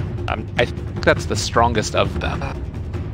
But when it is played particularly in a core role, I think I feel like I've seen a lot of it lose. I remember Half was playing, like, Samil put out a tweet that was like, IDB Half is the next great Chinese superstar, and he was having games where he was top net worth on Leshrac the entire game long, and the rest of his team just couldn't do anything around him. Yeah. Maybe that you can solve that by picking it with other heroes. 5 seconds I actually like it when remaining. Lesh has a Warlock on his team. Not for the laning stage, but for those mid-game fights, give him that little extra bit of sustainability. That's all. He just needs a friend. He just needs a little help. You guys are expecting Lesh to pick up the whole game, put it on his back, and carry them to victory. Just because he's a fucking horse. Well, if you can abuse him like you would an ox or something. He deserves to be abused. He's smart, Trent. All right, he's the keeper of the grove. He's a celestial being. He just needs a friend. Some of us watched TI5. He did not need friends there. No, that's true. That's never true. gets mercy. That's actually true. Well, I like the Void ban. Yep. Very good. Bloodseeker as well. Now Bane banned out by FTD, so limiting some of those pairings with the Saiyan King. I personally like the F5 draft better so far, just in terms of what's being taken out. Like, I think they're eliminating some of that team fight stuff, like the Void, and then they already have the hero that has the objective taking with the Exorcism. I think DK is probably going to be a decent option for the Dream too. But then you're still forced into it versus DP and everything, so it's like where LFY are sitting right now. Plus, they get to see that next pick coming out from for the Dream. So, I like when LFY leave Inflame material later in that draft too. Like pick up supers, DP, DK, whatever early on, because Inflame's pull is so versatile. Yeah, and you have to always be thinking about Batrider too. That's where LFY just kind of get people. Is that last pick Batrider or something? Always be very helpful when you have flexible heroes to try and provide something like that. The Night Stalker, so limiting some of the hard lockdowns, and there it is, the Warlock. Guys, this is an easy draft for FTD. Alright, so when they lose this one, will you be off the Leshrac train? Is this the end of the line for you and Leshrac? I think, you know what, I'm willing to accept that wager. If FTD don't manage to win this, now I will say it depends on what position he's in. We'll see how they set it up. What are you saying? I hope he's core. Okay. I think if he's core and they lose, I'm done. I'm out on the Lesh. I will join the team here and become an anti-pony boy or whatever. You guys need to come up with a better name than that for your little club. This social clique. I'm being peer pressured into joining. It's like I'll think of something. A Dota book club. The Dota book club. I like it. The anti-Lesh book club. That's a good name for a podcast. The Dota book club. Yeah. Is it? What would you talk about? The DBT. Well, you'd have to come up with a theme for the show. Great. I like that. That part's on you, Trent. I'm just the name guy. Okay. I appreciated the anagram. That's great. Yeah, I think that with this Lesh or the Warlock now, you kind of are seeing that they maybe are going to want to go back for another somewhat weak laner, or they could try and just give somebody to babysit, which makes me think that it's probably going to be a Leshrac core, possibly mid against the DP. That's nice. So now the Silencer the other way. Man, he really is. This is set up for the Batrider, baby. Silencer Batrider. Sand King 4. This is now officially a tough game for this Brewmaster, I think, is what I take away from this draft. These silencers are not going to be fun. 10 seconds remaining. Silencers or silences? Silencer. I kind of fumbled the two words together. You know? Wasn't sure where I was going. Nothing is fun about this pick. That's what we should take note of. But like all the best Silencer pairings typically are mid heroes, right? Like Storm Spirit I think stands out as one of the best ones, but in terms of like other lanes, Batrider is the best offlaner, I would say, to pair with it. So maybe they'll still go back for something more like divey in the mid, like the Ember Spirit with Silencer kind of a play. And you just kind of run all over people when they don't have an option to actually counter what you're doing. So then they could do like safe lane DP and stuff too. So they have a lot of flexibility. They can still pick supers DK. That's true. DK Death Prophet honestly sounds fine. Yeah. They've got plenty of push between the two heroes. Having these tanky survivable heroes always seems to look good. Is this just going to be a Spectre here for FTD? I was wondering. That was the first thing that came to my mind when I saw the Warlock. I like it more than the Warlock, which we've seen with the Warlock quite a bit. Morphling is the other one, which could be okay, like being able to take over some Spirit Siphon charges or Morphling. He doesn't really like silences though. Still, despite all of his changes, he's not a huge fan. Can itemize around it. We've seen like the Dragonlance Manta builds. So that's one thing that he could potentially do if they want to pick it. I really like it versus Sand King too. Oh, Battlefield. So interesting. Last time these teams faced in the group stage, I think picked Shadowfiend last Andrew. They may just be putting might words in your mouth. I'm not. I did read it aloud. I was reading, not listening. I wouldn't mind just seeing a Tusk here. Like, if you push the Sand King to the 3, you take a Tusk, rotate mid, kill SF over and over again. Lifesteal. Oh, it's Batrider, baby. If they don't ban it, Yeah, this is Batrider's 100% awesome. a last pick Batrider. They fifth picked the Shadow Fiend in the group stage against LFY. You Even were if they right. banned Batrider, Slardar wouldn't be terrible here either as another option. Slardar Sanking sounds like a strong enough lane too. Yeah, definitely get into that. I think either Batter's solid. 10 This is seconds. a good Lifestealer pick. Turn to ban. And the Batman. Oh, Bang. guess that's soon. But I think there'll probably be something. It might just be the Zeus again, honestly. Something like that. I think they want somebody with a little more lockdown. Somebody that takes some of that pressure off the Sand King to start every fight. Batrider really felt like the 10 perfect choice. seconds remaining. Who's the Oh, Nyx is okay. who's the runner-up? LFY's turn to ban. That's an interesting choice. Hey, there goes our Morphlink Morphlink. ban. Man, we're on, guys. Look at us. We're the resident Chinese qualifier Yeah, experts, as yeah. it turns out. It only took like 50 games or something. I like a Slardar here. That'd be super cool. I mean, I like Super. Slardar as a hero, but I don't know if everyone's down with the Fishman. Yeah, I like Slardar as a 10 fish, seconds but I don't like him as a Radiant team What about Okay. just like the Tide or something too? Is there? Oh, that's cool. Pango. That is a nice like mobile hero too. I really like that. Infest Pango? Yeah, time to see some Sounds pretty Acceptor to get that Rolling Thunder going. This really feels like just a slightly less Oh, Batrider. right, I forgot about that. So if he rolling thunder, you could grab the Pango and Yeah. he'll be inside you and stunning people. You'll be Life Sealer will be a Yeah. moving Rolling Thunder. That sounds like the play. Yeah. Whoa, so if we head the 5 IO, seconds remaining. Man. you could tether the Life Stealer to give him the infest to then grab the Pango who's ulting, and then you have a tethered Life Stealer running through the fight. You can relocate him into the middle of the fight. BSJ said that he was going to watch the China qualifiers to Wow. get ready for their games because he Yeah. wants to see some drafts and everything. He's so welcome right now. Like, Well, Oh man, He likes more playing could you Life ask Stealer. You for? know? There's some Yeah. ideas. so 2 changes of pace here with the last pick, Troll Warlord now up against the Pango. Does feel like a pretty decent Troll game, and it is a support Lesh, it looks like. Troll SF. Wow, we have come a long way to see these cores suddenly appear. the Beyond Brewmaster was pretty good in their games, I will say. I thought he played it very well.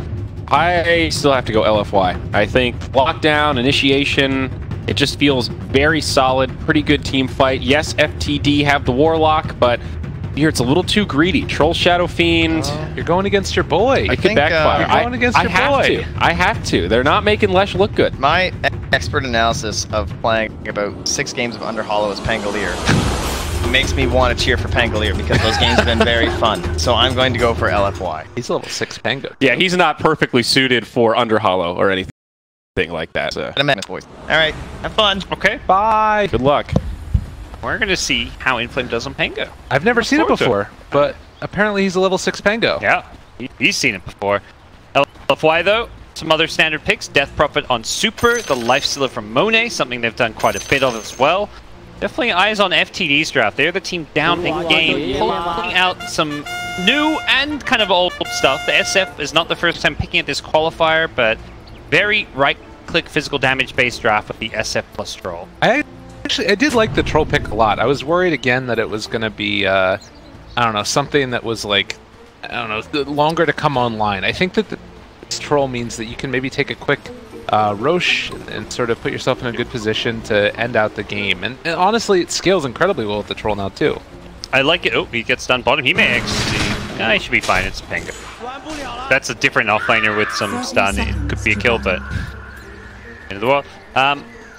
Depending on the build, I don't want to see any Battle Fury. If he goes Battle Fury, I think this game is very difficult, but the, like, Mask of Madness, Yasha type BKB build sounds good. Maybe the Shadow Blade in there. Right. Battle Fury definitely just too many trolls go this on them, and they just seem to lose. I want to see if Pango maybe makes some early rotations to trying to like secure, or maybe it's just King that runs over there, because I feel like SF is typically gankable as Monet. Trading hits right here. Got the bounty rune, taking a lot of damage though, and because he raged out the stun, he's almost dead the there. body blocks from Yao, saving his buddy. Can James hit the stun? No. Not gonna He happen. may kill Yao instead. Clap at right. 3. That's a lot of damage. Body blocks back the other way, and with the ult of Venom, nicely done. Has the salve on both sides. Very good for blood for FTD. Structures are fortified. Little glyph there as well, used to try and mess with some of the aggro. Always love to see that. SF got the deny mid off of it on the range creep. Nice. All about the range creep denies. Grant may not be here, but I'm a big fan as well. It's overall pretty interesting. Leshric not with the Sankey, but with the Brew.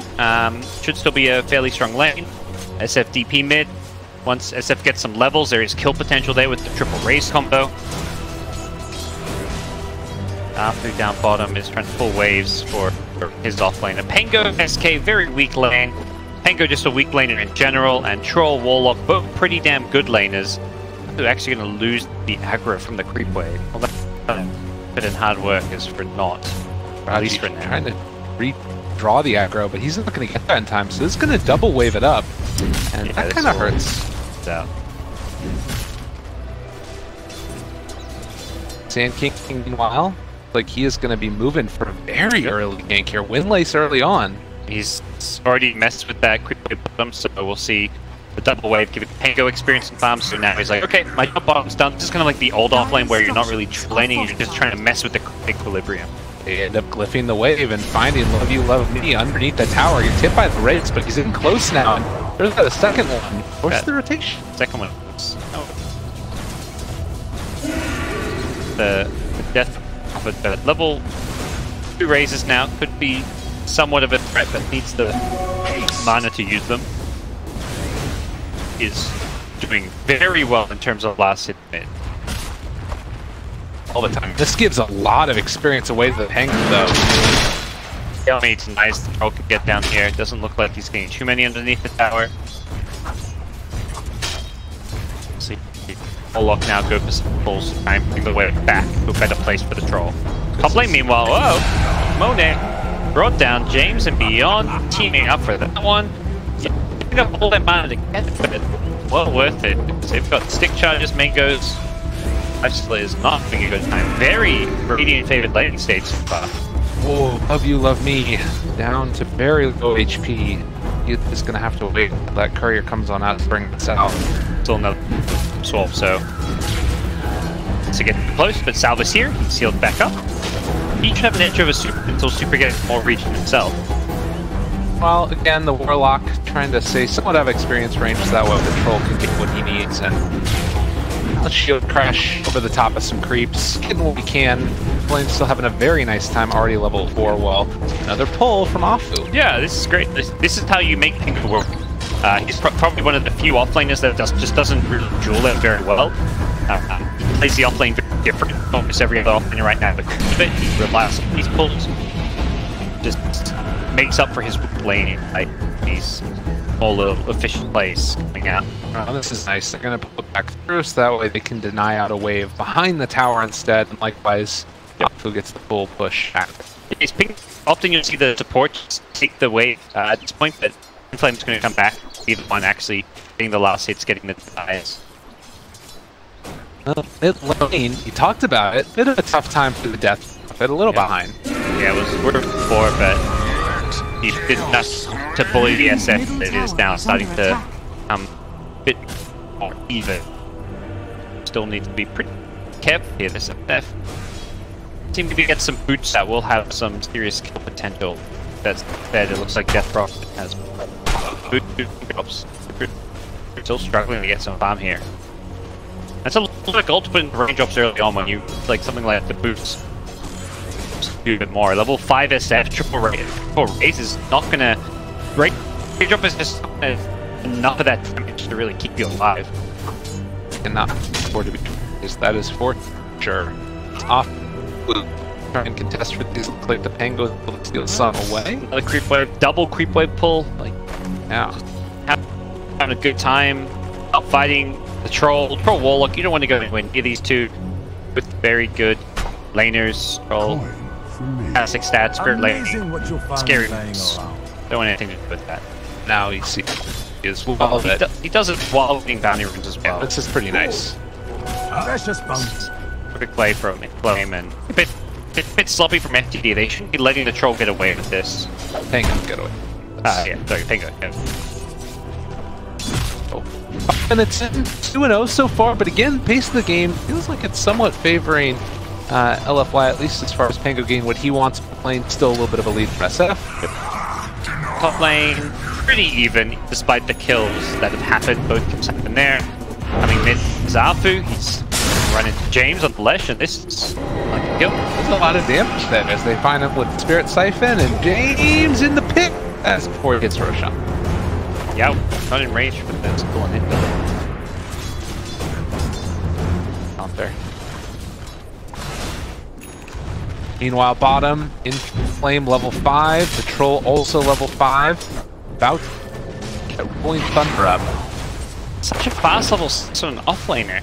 Crazy. Because of all those weight pulls, and it's fast because he's also not splitting the experience. Normally you see offlaners split XP nowadays, but you can get away with like a solo offlane. Pretty much what he's done. I feel like you're in a really good place to impact the game. Yandra here about to hit level 6, but they do have 2 heroes nearby. I don't know if they're going to try and go for something, as Afu is going to make the wraparound. Don't know if Courier spotted him. He told the Courier, but Courier did not see him. I don't think he's going to be able to get anything with his haster and as yet. As again, Pango just running around in circles, got himself some creeps. Yep. It's fine and dandy. Oh, he did something. Oh, kept the full double creep, but once again, Warlock's just like, what do I do here, guys? A creeps. They're running amok. Yeah. Someone needs to call the boss and get them back in order, because this is very annoying for the troll, who's unable to secure the lane. He's also just, when this happens, sometimes getting his own creeps denied. With that said, it looks like Pango's just using his nukes to nuke them down right now. I like this bottle pickup for Pango. He's got plenty of mana regen. He can just spam his 2 spells, Swashbuckle, Shield Crash, just to clear out waves. Now, this long wraparound, but the only person they're going to find is Afu, and they brought in 3 for this, basically, so the chase forward for more. They're TPing in the silencer. Afu can burrow strike up to the high ground. They're away. Now the Leaf Stealers are on top of them. They do still have the split if they want to use it. Rage is out as well. Monet going to jump inside of a creek possibly. Get too dicey as they've also found the Death Prophet doing a good bit of damage. They have brought 4 or 5 heroes here. 4 heroes and burrow strike from the sand. Well, Pango got bashed bottom, I think. He was trying to TP in and got bashed. So Pango not going to be there for a part of this fight, but still, I guess the Death Prophet coming down hurts. Yeah, that's still pretty good for FTD.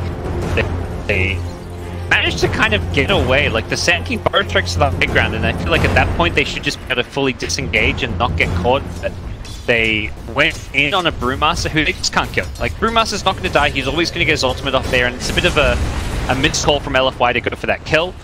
And as a result, Super kind of pays the price. He goes down. I think in his head he wasn't going to die there, but it's the SF race damage he just didn't take into consideration. Maybe again thinking about Pango getting into that fight also, and since he got bashed, causes some issues as well. Got Arcane Boots. The FTD cores continue to do well. It's only about a 1k gold lead, but the cores of FTD are pretty significantly ahead. 1,000 net worth advantage to the Troll over the Life Sealer, the mid lane, the SF has a similar lead over the Death Prophet. It's only the offlaners who are even. This is a 2,000 gold difference on the cores right now. They will find another pick off here on Raji. Save that burrow strike until they knew they could find the kill before he would be able to TP out. Again, and Pango just running away. Just going to try and bully him anytime he does come to lane with the sustain. The Morbid Mars can kind of afford to do this. LFY in the top lane. This is what Super does. Use these big pushing ultimates off cooldown. Yeah, he doesn't care about the cooldown too much. He's not too worried about his team getting punished when they're down. They just adjust their playstyle whenever they use them. Will they get this on tower though? Hero's coming up here to defend. Raji on level 3, very hard to defend this one. I like to stay back off before he gets down to deny range. He could have stayed a bit longer. Exorcism still have a bit of time left on it, but if he gets down to deny range, it's not worth it because the deny takes away full gold for it. Oh no, the Troll Warlord. The Rolling Thunder is coming out. They got him caught, bounces off that cliff, and with that, it's going to be a dead Troll Warlord. And Bounty Roots too. Perfectly played by LF1. On the ultra on the map, kills the Death Prophet with the help of James. Super being the best time as he died twice this game. has definitely been the focal point that FTD have tried to pick out as their choice target. Likewise, you do still have these other cores that are getting themselves as DP is marginally ahead of the Sand King. That's not what you like to see. Yeah, this Pango's owning, actually. He is having such a good time. He's doing so much. He's pushing the tower. He's level 9. This is the dream Pango game. He always has his first Javelin up. I don't often still see the Javelin build a whole lot, but still good as far as your damage output goes. Mid lane, the call now from FTD. They bring in Troll Warrior. They're going to try and push that out. They're going to force his ultimate bottom. He actually doesn't have the mana. He used his sticks after the call, and he's stuck here in trouble. They global to stop what they think might be a primal split there. Could have perhaps, if his magic signal was still on cooldown, perhaps something that Dire team didn't really consider because they wanted to make sure they actually kill it there. Since it is for a tower. Definitely worth using the ultimate to secure tier 1 tower there, making sure it doesn't get denied. Make sure that there's no potential for other heroes to rotate in. LFY stabilize this game a little bit further. And I like this again from Super. You know, he dies multiple times in lane, but now it's the rest of his team that can head out and try and make stuff happen around the map while he's playing a little bit of catch-up mode in between his ultimates. So they use Exorcism. When Exorcism is down, the other 4 go and make something happen, and then they can play again afterwards. Yep. Yeah. Now they're back up, see if they look to make any moves. Maybe a little turned off because of the global silence cooldown, but perhaps the lifesteal's about to get off. Wow. That damage that came out onto James. Javelin doesn't get enough hits off to get another proc. Is pretty damn scary at this point. Blink Dagger queued up next. Sync against the one casual Javelin. It just feels like for the most part we're seeing much more heavy sustain builds coming out from Pengos, like the Blink Dagger with the Vanguards, the Hoods, the Pipes, getting these team items. But this, even just one Javelin gives such a boost when you watch damage output. You love me. He runs into a little bit of a problem here as find him with the shield crash. Already one of the raises. They do still have Pango ulti, and it looks like they thought about it. Not yet. The Heart Piercer proc. That slow, perhaps Sand King would have been able to get in range for the stun.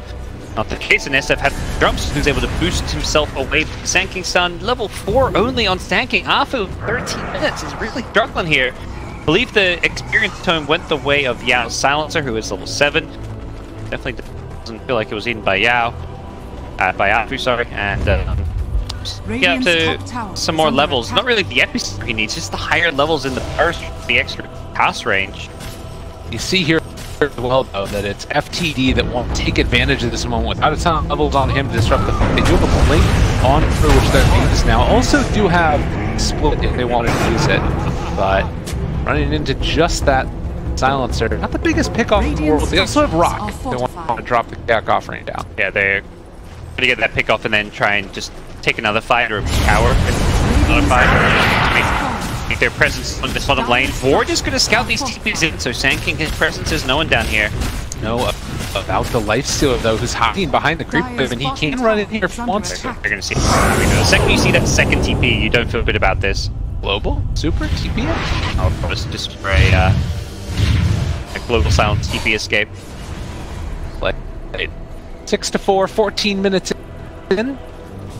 And of course, again, it's LFY that are a little bit behind FTD here in this Shadowfiend, who's kind of been dominant in the early stages. Getting low. It should be okay here, though. See, this room got the passive proc on through as well. That's going to scare him off. The FTD are going to shrine up. Pretty even game still. Not that same looming insane team fight on the LFY side that says, oh, you know, it's an even game, but it feels like they're going to eventually win as much. This time around, I feel like FTD scale a lot better than they did last game. This bro strike from Afu, but I think it is still going cartons for the Sand King. Style points, but will still lead his maker. As Infest gank coming in from an Invis Pango. Stroll. They got caught right at the start. There's going to be the stun to open it. The second one. This is the perfect area right here to find it. Yep. Absolutely beautiful gank there. He had the Invis from bottom lane, and he just, you know, to the lifestealer, gets the Infest. Didn't just about to farm, and I think if you're FTD, you're thinking, oh, he did it because he had to. You're not thinking he's still in. Is that duration on Impis lasted such a long time? Radiant's top tower Still able to get that kill for his team. One's feeling pretty good to get involved. It's been pretty quiet so far for him. He doesn't really have that great vehicle until Sanking gets a Blade Dagger.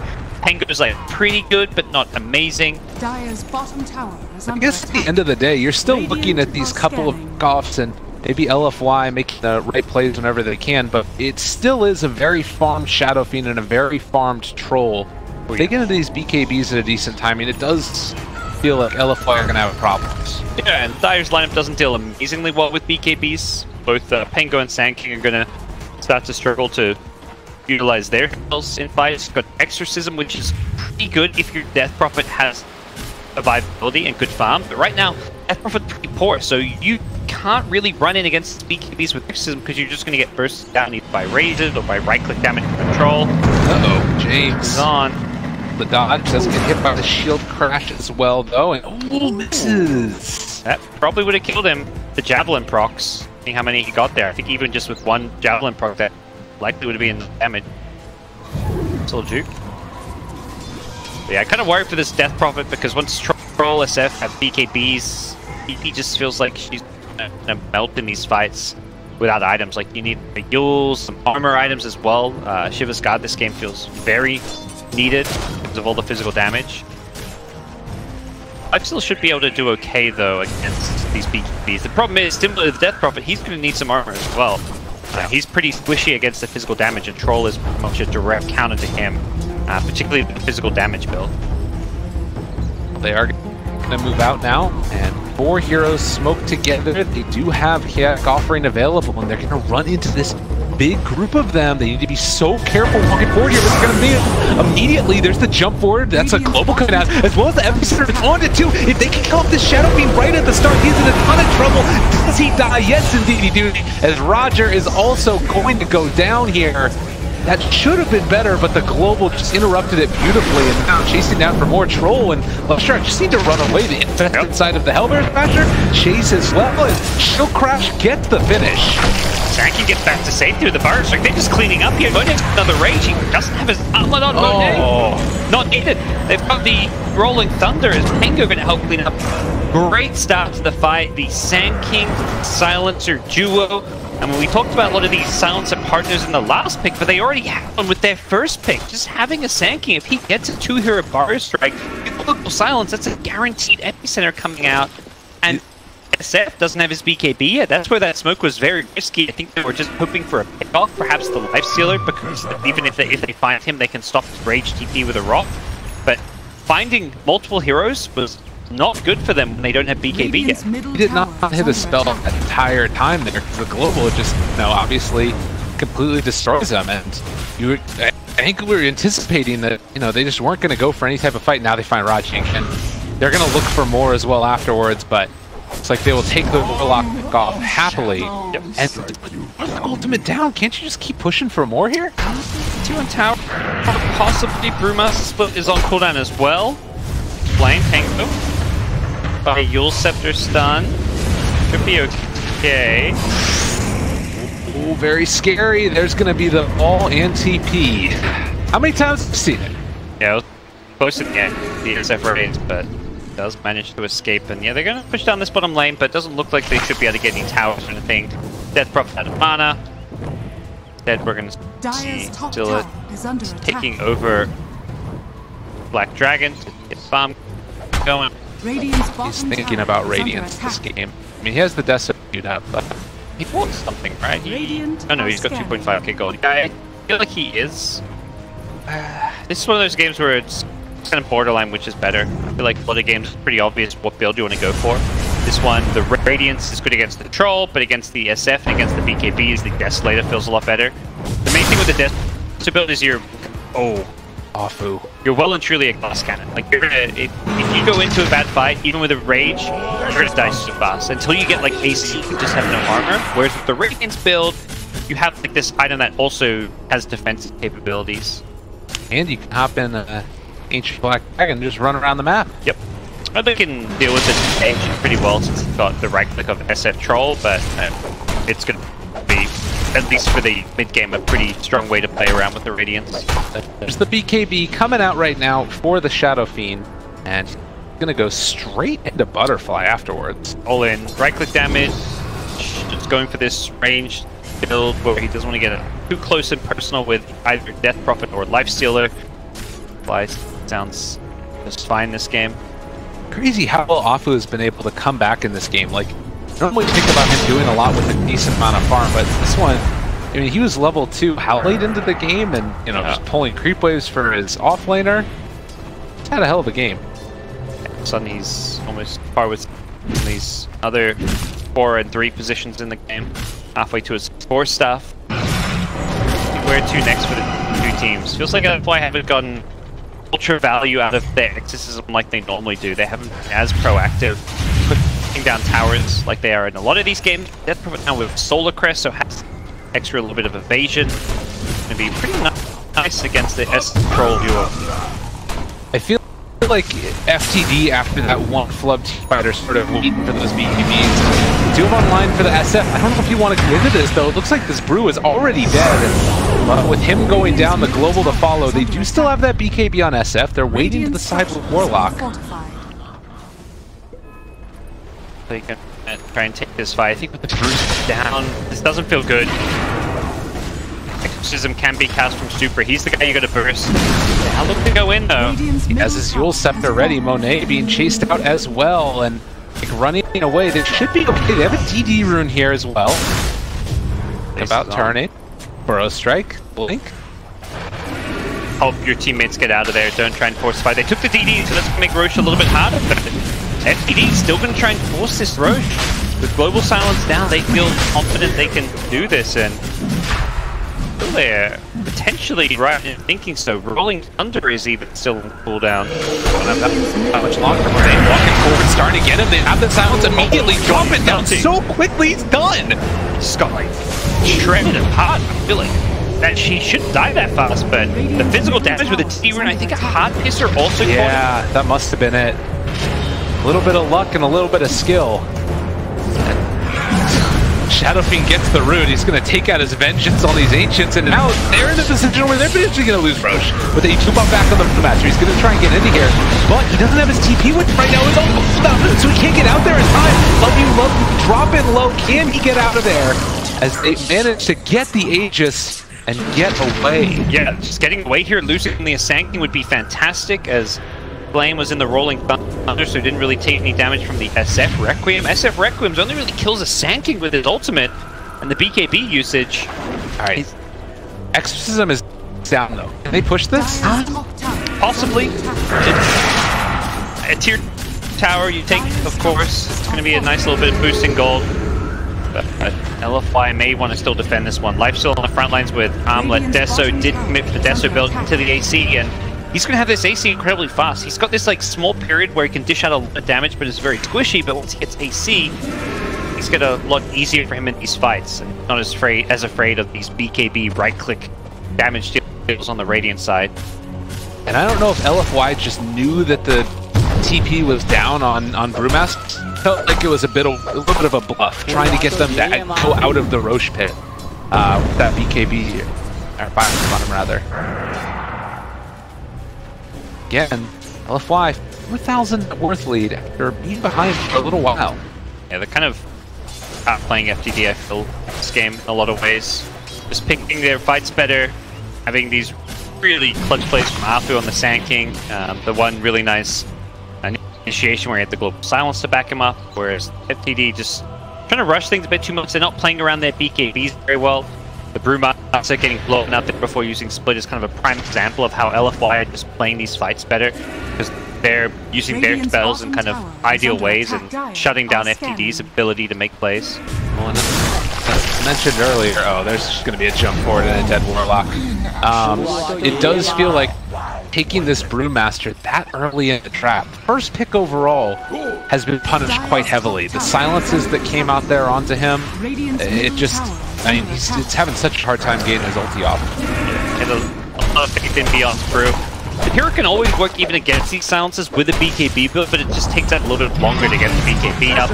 And those mid-game fights before BKB just feel very tricky to play, and that's exactly what we've seen in this game. Brewmaster, he's 5-4-3, definitely has done overall, I'd say, pretty well. As far as his team goes, it's been the highest impact of his core heroes, so see if he can get this BKB so that he can fight into these silences a little bit better. And you see this right now, LFY taking down the outer towers without even having to pop Exorcism.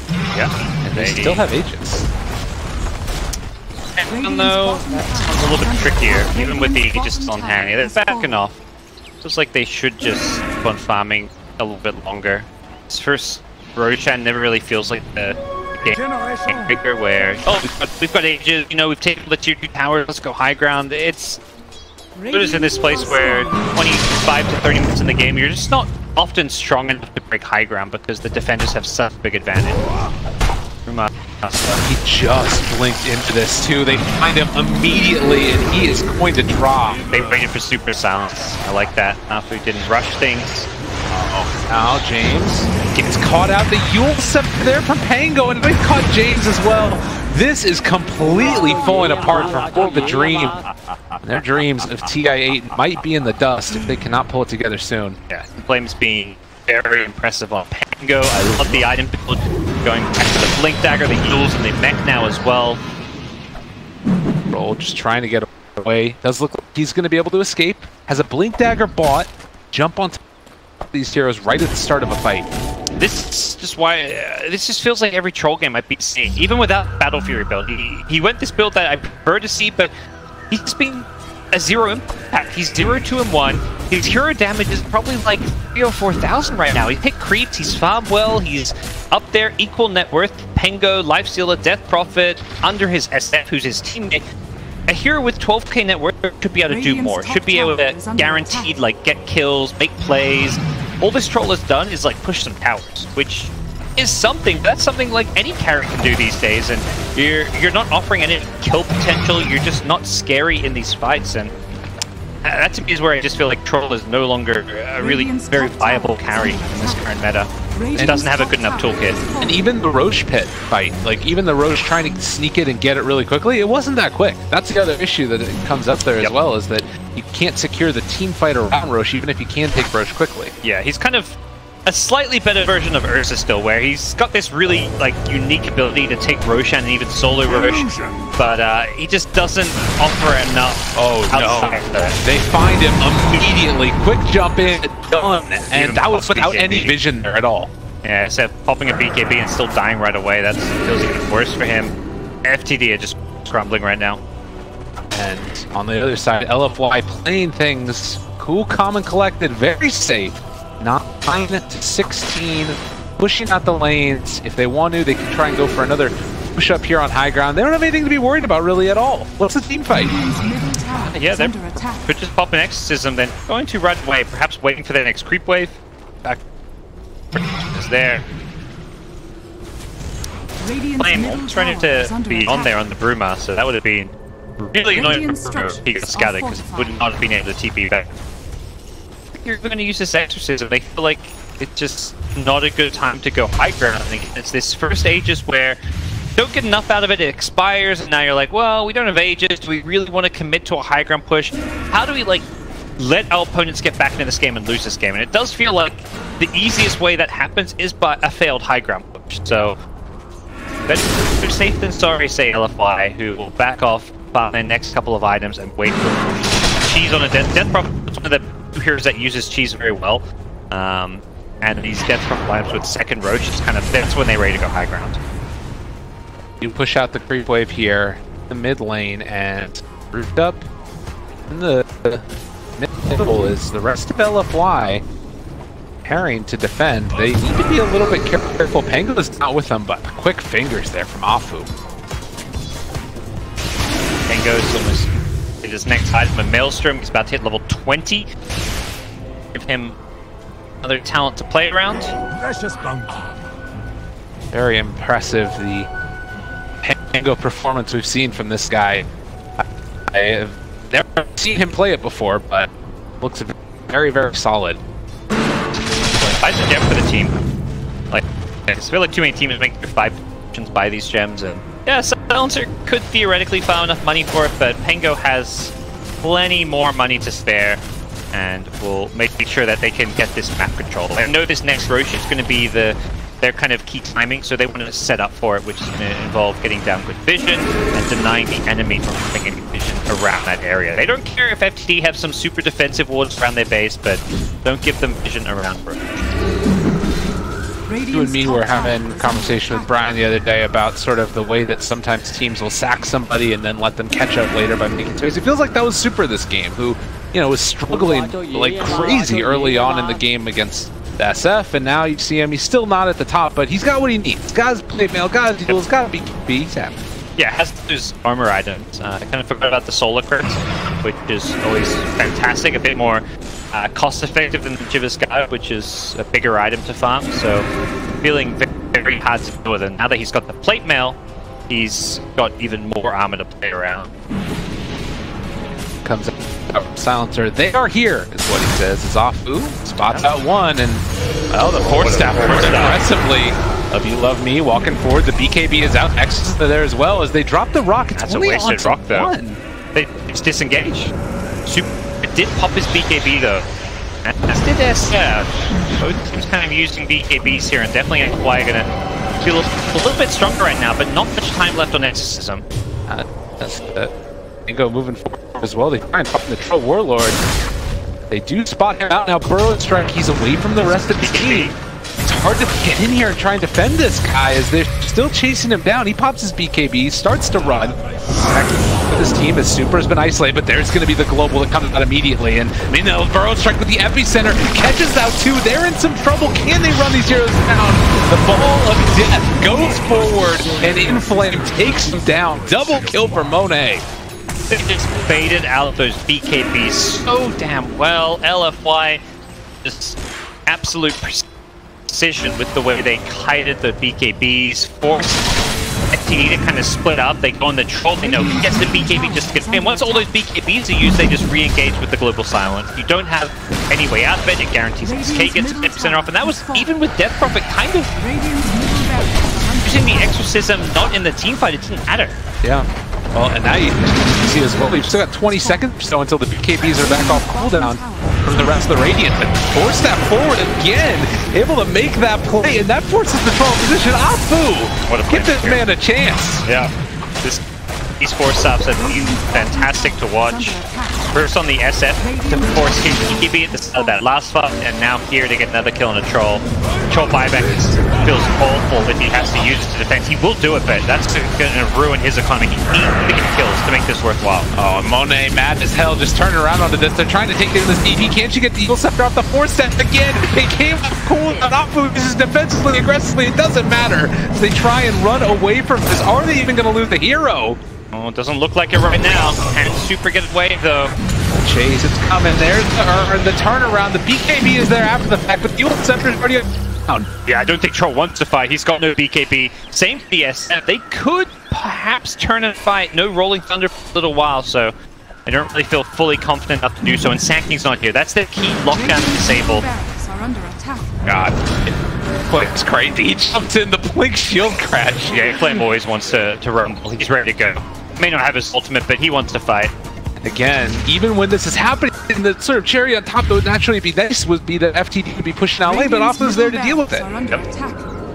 Afu may just want to. If his team want to keep on fighting, Afu needs to head down there. And I feel like Inflame really wants to go. They lose the range barracks in the base, and there's creep waves. They got to deal with this. They were so dead set on finding those kills, and I don't blame them because Troll buys back. When Troll buys back, you have to get some kills to make it justified, but unfortunately they couldn't. They're trying to get into the Roshan pit.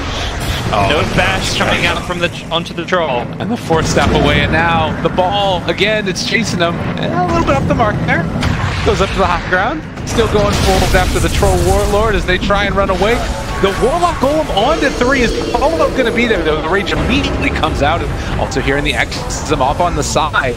They're going to be able to force back the rest of FTD. They do have good people from the high ground, making this very hard for them to chase. Eagle Scepter lift up there. That people, I think, saves that fight for FTD. That could have gone so much worse for them. Burrow strike again onto Warlock, and there's the open wounds. He is going to die in an instant. Buys back immediately as got inflamed.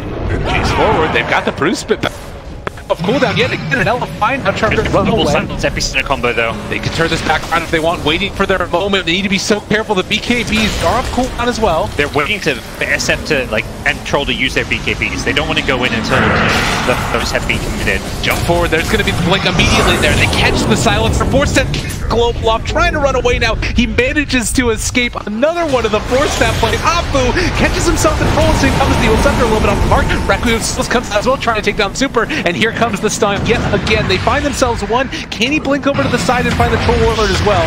It looks like it might almost not even matter. SF with the blink. Getting him another jump forward. Taking down this SF. Burrow strike on it too. They find him again. Beyond is beyond dead. And this game looks over as LFY are most likely going to be playing in the finals against IG. Go for tier 4s. They're styling on him. It's like Einstein's ice on Panko. He is playing it so well, using all his spells with maximum efficiency, hitting the blink rolling thunder plays as well. And they're going for the through. There's only a left turn by that Glash. You're gonna get back in the game, mate. He's gonna buy back, and it may just be too little too late. Shadow Fiend has the buyback as well. Their BKBs are still on cooldown. Can they take down any of these heroes? They want to take Apu for pride, but it's not happening. And love you, love me. This is going to be the ancient going down, and LFY got a date with Destiny again in IG. Wow. Goodbye, FTD, finishing first in the group. It is LFY, the third place TI